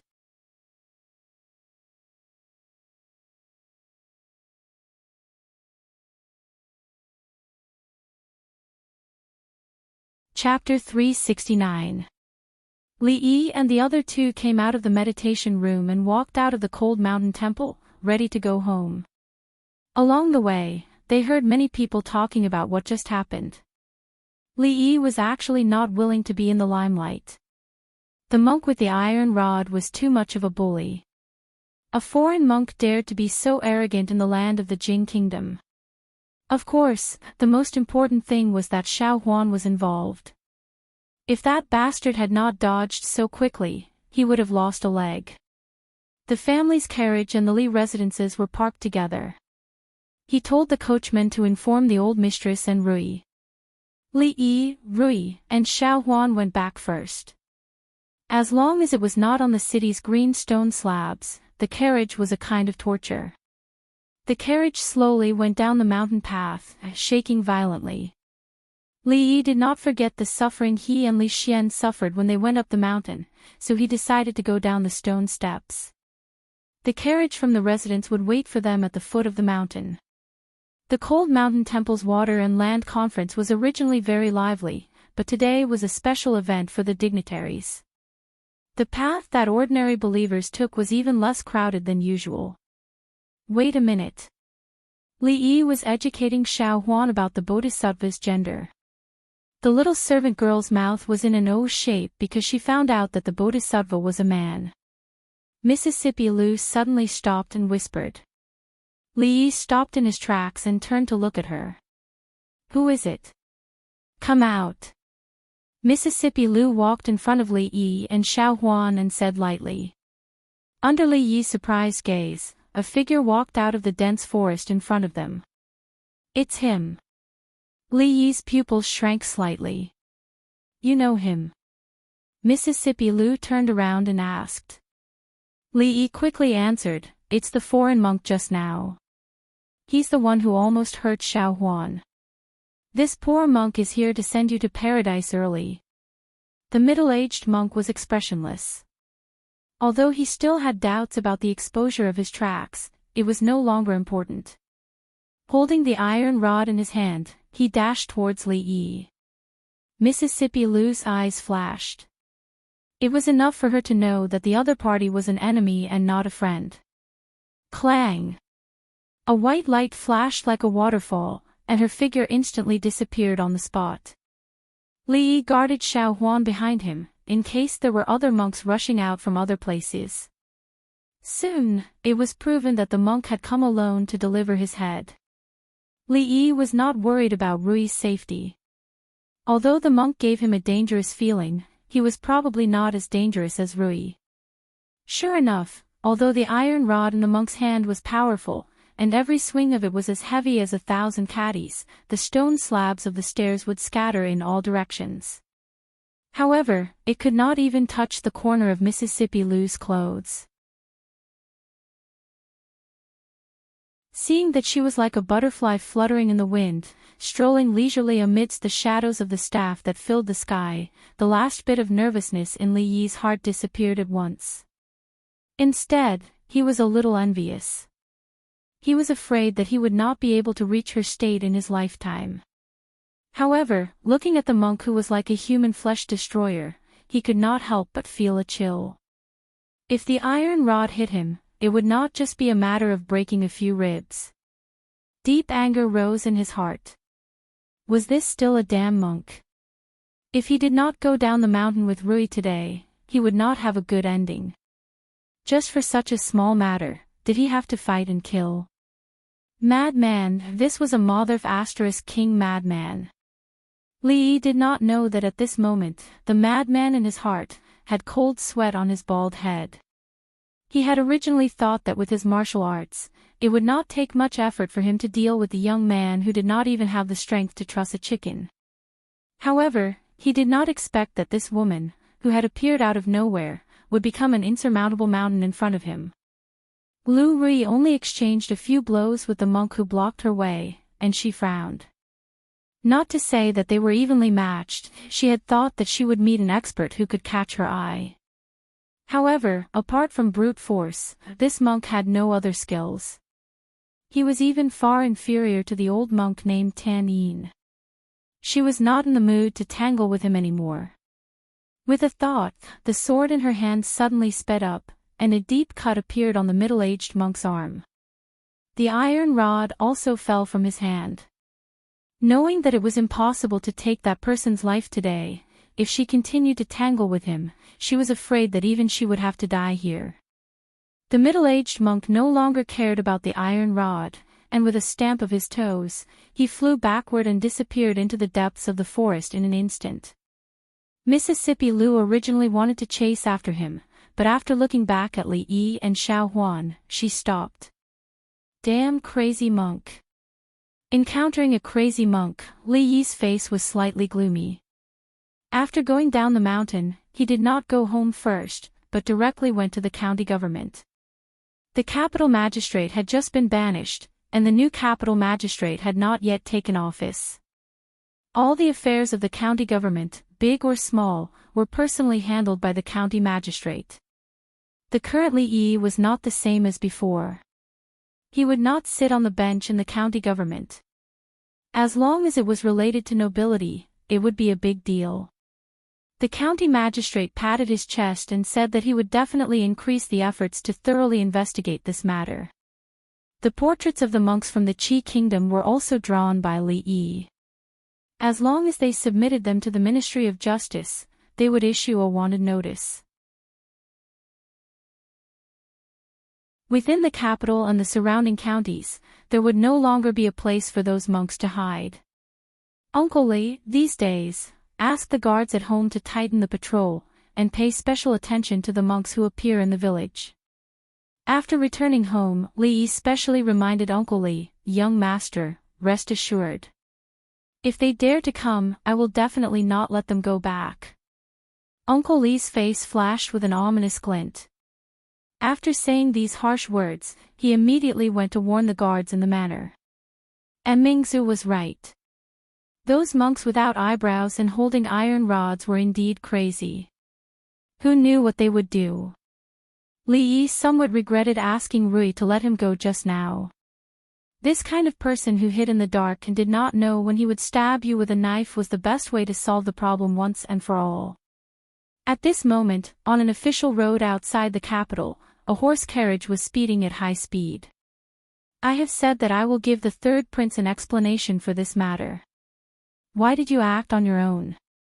Old monk Shi Axian looked at the pale-faced middle-aged monk and said with a frown.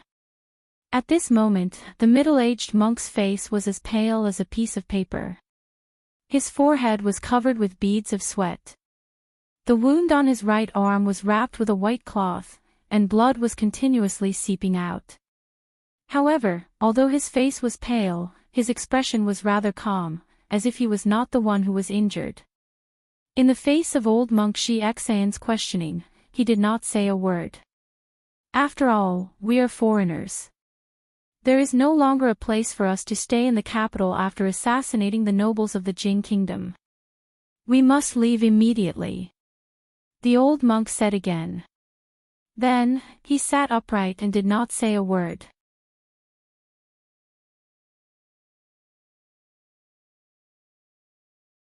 Chapter 370. Hey, the guard from the Viscount's residence actually came to my house just now. He said that we should pay more attention to strangers around the manor, especially monks. I wonder what's going on. What happened to the monks? Did they offend Lord Ju? In the manor where the Viscount's residence was located, a few villagers squatted on the ground and chatted. He also came to my house, he also came to my house. Another person nodded vigorously and said, the guard from the Viscount's residence said that if anything goes wrong, we should report it to the Viscount's residence in time. If we can provide useful information to Lord Ju, there will be a monetary reward. Someone immediately took over the conversation and said, I came back from the city today. There are notices everywhere in the city for the arrest of a few monks. It might have something to do with this matter. But then again, if any monks really appear in the manor, we have to quickly report to Lord Ju. A monetary reward, how long will it take to earn? A monetary reward was undoubtedly a huge sum of money for these farmers who lived on the land with their backs to the sky. Under the stimulation of the monetary reward, the word monk had become a sensitive point for them. Any bald person would have nowhere to hide under the noses of these farmers.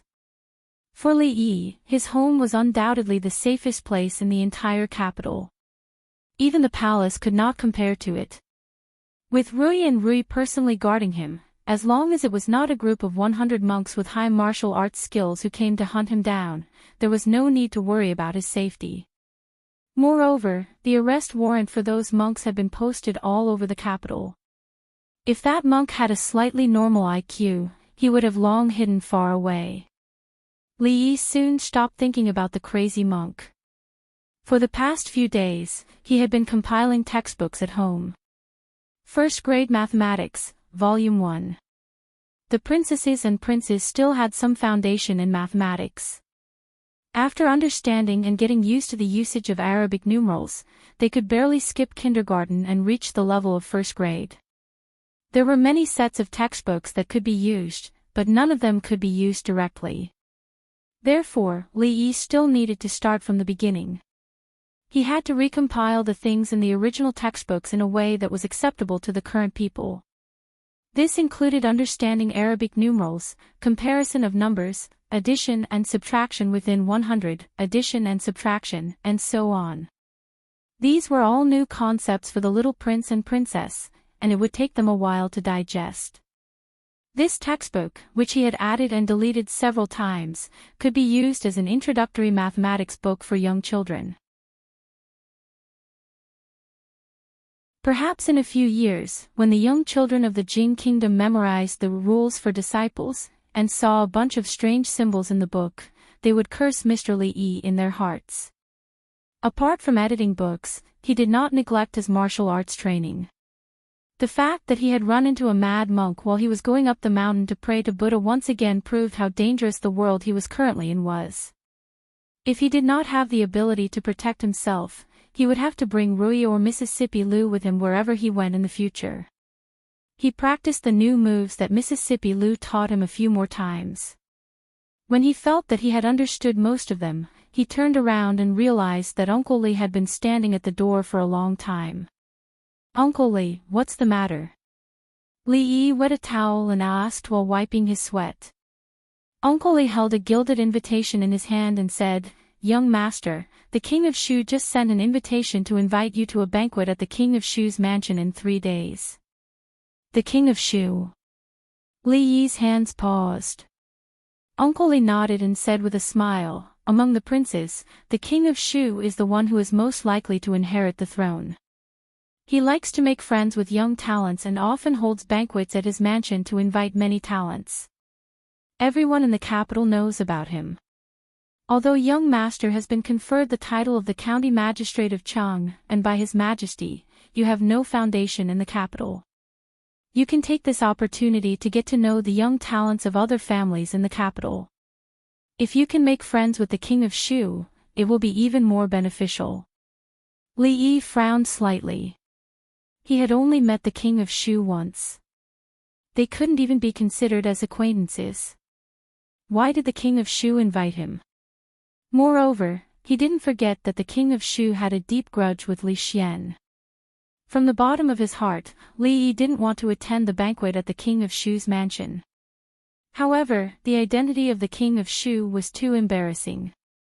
If he directly rejected the invitation, he would offend the king too much. It was fine in the short term, but if he really became the emperor in the future, he would have the final say in the huge Jing kingdom. How could he continue to stay in the Jing kingdom? Nowadays, Li Yi had long gotten used to the rules of this world. He would no longer act foolishly without considering the consequences. It was obviously not a wise choice to offend the king of Shu. Even if it wasn't for himself, he had to think about the Li family and the Viscount's mansion. Of course, it was also necessary to talk to Li Xian. This invitation, just leave it for now. Even if he attended the banquet, it would be 3 days later. Li Yi had to go to the imperial palace now. This matter could be discussed after he came back. The person accompanying him was Mississippi Liu.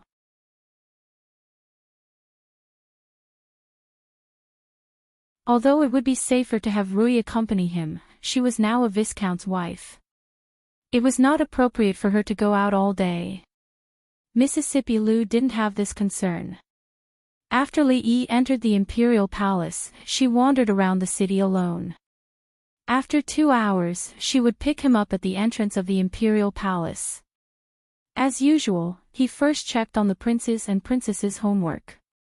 The results were very satisfactory. He didn't know whether they were worried that they would be criticized by the entire imperial palace if they scored 0, or if they really woke up and wanted to study hard in the future. At the very least, all of them could write the numbers taught in the previous lesson. What he needed to do now was to make them forget about counting and get used to this new, simpler and more convenient method. After the 2-hour lecture, Li Yi left the teaching materials behind and told Shanning to send someone to make a few copies. In the next lecture, he wanted everyone to have a copy. Mingzu was waiting for him outside the hall. The business cooperation between the two families had already been put on the agenda. Other than Ruidu and hard liquor, she also had ideas for perfume. She was very satisfied with the samples that Li Yi made last time. That kind of thing that could replace the perfume bag, once it appeared, would definitely be sought after by the daughters of the rich and powerful in the capital. Originally, it was just a business between the two families. After Li Xian found out about it, he insisted on sticking his foot in. Although he had never personally asked about the business of the prince's mansion, he knew that Ruidu and hard liquor had created a lot of profit for the prince's mansion. Now, compared to Qing and prefecture, the operation of the crown prince's mansion and the expenses for research were not small. This time, he was the first to propose the production of perfume. Li Yi could be worried about the cooperation with the prince's mansion, but he had no such concerns with Li Xian and Mingzu. Oh yes, are you familiar with the king of Shu? Li Yi suddenly thought of something and asked Mingzu. Why are you suddenly asking this? Mingzu turned to look at him. It's nothing much. Today, the king of Shu sent someone to send me an invitation to attend the banquet at the king's mansion in 3 days. Even if he really wanted to attend, he had to find out what kind of person the king of Shu was, his temper, personality, sexual orientation, and so on. Although he had already told him some things about the king of Shu, beauty was in the eye of the beholder, and stupidity was in the eye of the enemy. In view of the grudge between the two of them, he could only believe half of what he said. Mingsu and he were brother and sister and grew up together. It was also a good breakthrough point.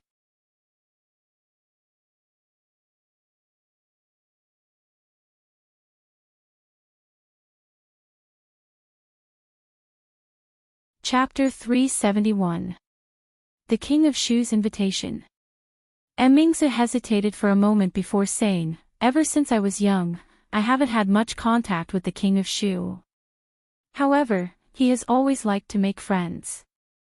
Every few days, the King of Shu's mansion will hold a banquet. You are now one of the nobles in the capital city and are of similar age to him. It's normal for you to receive an invitation." "No way. You don't know him that well." Li Yi was a little surprised. Although the old emperor had countless concubines and most of the princes and princesses had the same father but different mothers, they were still siblings with the same blood. Even if they were not from the same mother, they would still have some feelings for each other. Could it be that his thinking had been wrong all along? On second thought, it seemed to be more normal. Princesses were fine, but all princes had the possibility of inheriting the supreme throne after the old emperor passed away. However, there was only one throne. In the end, it depended on each family's ability. A good prince who didn't want to become the emperor wasn't a good prince. Princes would be lucky if they didn't fight for the throne. It was not easy to see touching brotherly love.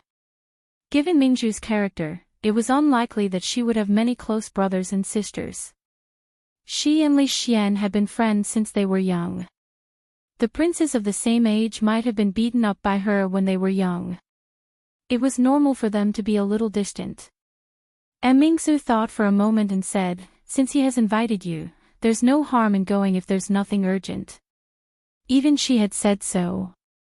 Li Yi asked in surprise, "Is it really possible for the King of Shu to become the crown prince?"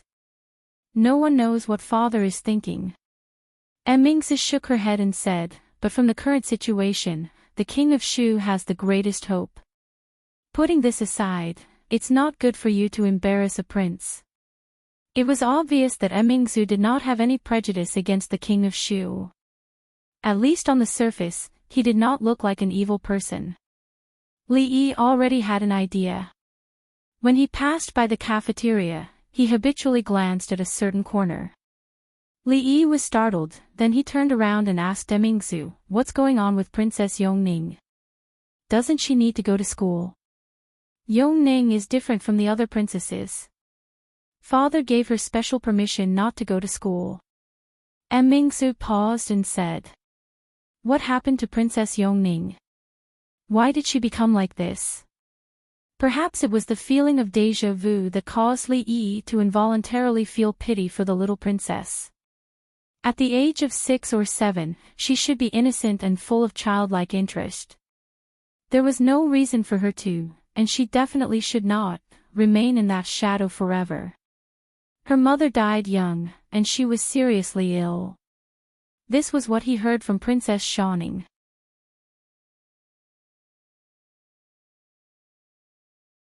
Mingsu was more than 10 years older than Yongning and grew up in the palace. She should know more about her. "Why did you suddenly ask about Yongning?" Mingsu turned around and asked him. "I want to see if I can help her." Li Yi said honestly. "You have a way." Mingsu looked at him, and a glimmer of light appeared in her eyes. Although she had never interacted with Yongning, she was still her younger sister. How could she not want her to become like a normal child? It's hard to say. I can only try first. Li Yi shook his head and said. All the imperial physicians in the palace, including the famous physicians among the people, had tried to treat Yongning, but none of them had succeeded. If there was someone in this world who could cure her, Mingsu believed that it must be Li Yi. Yongning is the daughter of concubine Liang. Concubine Liang died of an illness when Yongning was 2 years old. Perhaps because she lost her mother at a young age, Yongning's personality has always been rather eccentric. But it wasn't like this. She would occasionally play with princesses and princes of the same age. The reason why she became like this was because of a serious illness a year ago. At that time, Imperial Father summoned all the imperial physicians in the palace. The famous physicians in the capital were also summoned overnight. No one could do anything. They thought that Yongning would die, but they didn't expect that after one night, she would miraculously wake up. Her illness was cured without treatment. Even the imperial physicians found it unbelievable. Mingzu sighed and said, however, although she survived, she seemed to have lost all her memories. Including Imperial Father, she didn't recognize anyone around her. The imperial physician said that her brain might have been burnt and there was no hope for her to be cured in this lifetime. From then on, she became even more eccentric. She never spoke to anyone and became like this. Li Yi heard this and frowned. He only knew a bit of modern medical knowledge and was not a divine physician. He had thought that Princess Yongning was just autistic, but he didn't expect the truth to be like this. If her brain was really burnt and she lost her memory, then things would be much more troublesome.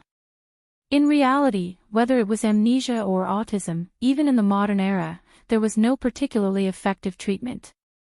Things were much more troublesome than he had imagined. You go first. I'll go back myself in a while, he said to Mingzu and walked to a palace beside the dining hall. On the stone steps in the corner of the palace, the little girl was sitting there. She was still hugging the doll in her arms and staring at the ground with her head lowered. Hello, little girl. We meet again. Li Yi squatted down and smiled as he greeted her. Hearing the voice, the little girl raised her head. When she saw Li Yi, there seemed to be a hint of color in her eyes, but there seemed to be nothing. Li Yi took out the bead and waved it in front of her eyes. He reached out his other hand and said, "Thank you for the bead. I really like it. To thank you, how about I treat you to a meal?" Looking at the hand that was stretched out in front of her, the little girl was startled. A trace of hesitation appeared on her face. After a long time, she carefully reached out her hand and placed it in Li Yi's palm. Li Yi let out a long sigh in his heart. He had finally taken the first step. Looking at the two figures holding hands and walking into the dining hall, the manager of the dining hall was about to go crazy. Cucumbers, cucumbers, hide those two cucumbers well. Don't let him see them. Consort Chen specifically asked for them to be put on her face. Kunlun purple melons, Consort Yan's favorite. They were just delivered this morning and are still fresh. We can't waste them. What are you waiting for? Go. And that bowl of soup, hide it, it's too late, it's too late. The manager said anxiously and quickly turned around. In this short period of time, his face had already changed into a brilliant smile. He said, "This lowly official greets Princess Yongning and Lord Ju." No need, no need. Li Yi waved his hand and pointed at the person who was desperately hiding the cucumbers behind his back. He said, "You, come here. It's over." Seeing this scene, the manager of the dining hall's heart was bleeding. These were the last two cucumbers. Consort Chen, this lowly official has let you down. The manager silently mourned for the two cucumbers. Consort Chen's cucumbers were gone, so be it. He couldn't defend this Lord Ju. Of the people who could steal the eldest princess porridge and still stand here, Imperial Consort Chen was one, but that didn't include Consort Chen. Li Yi didn't kill them all. He picked a fresh cucumber, washed it, and broke it in half. He gave the front half to Yongning and nibbled on the rest as he pointed at the person in front of him and said, You, where are you looking? Right, I'm talking to you. Stop hiding, bring that eggplant, Kunlun purple melon over. Even Consort Yan's Kunlun purple melon had been destroyed. The manager of the dining hall's expression became even more bitter. The dining hall was responsible for the meals in the palace. Consorts without any status didn't have the power to order them around, much less foreign officials. Other than the imperial family, the only person who could treat the dining hall as his own kitchen was Li Yi. This was because he was not only the mathematics teacher of the many little princes and princesses, but he was also Princess Shanning's cooking teacher and nutritionist in name. This was what the old emperor had said. As long as he didn't tear down the dining hall, the manager couldn't say anything about what he did here. As for complaining to the emperor that this Lord Ju was arrogant and despotic, provoking the resentment of the people of the dining hall, and using public property for his own personal use. Not only did he steal Consort Chen's cucumber, he even stole Consort Yan's purple melon. This kind of behavior was simply not tolerated by the law and would anger both men and gods. The manager really didn't dare. According to Eunuch Wei, the emperor had personally invited this Lord Ju to a meal a few days ago. It was just him and the emperor. Who else in the world could have such an honor? Not even the prime minister. Even if he had 10 more guts, he still wouldn't dare to do this. You're tuning in to the LoveLore Library YouTube channel. We're so grateful for your support, and don't forget to subscribe to join us on this incredible journey through captivating stories. Your generosity through donations truly makes a world of difference, as it's the primary source of revenue that allows me to expand and enhance this channel for you. Thank you from the bottom of my heart for being a part of this adventure.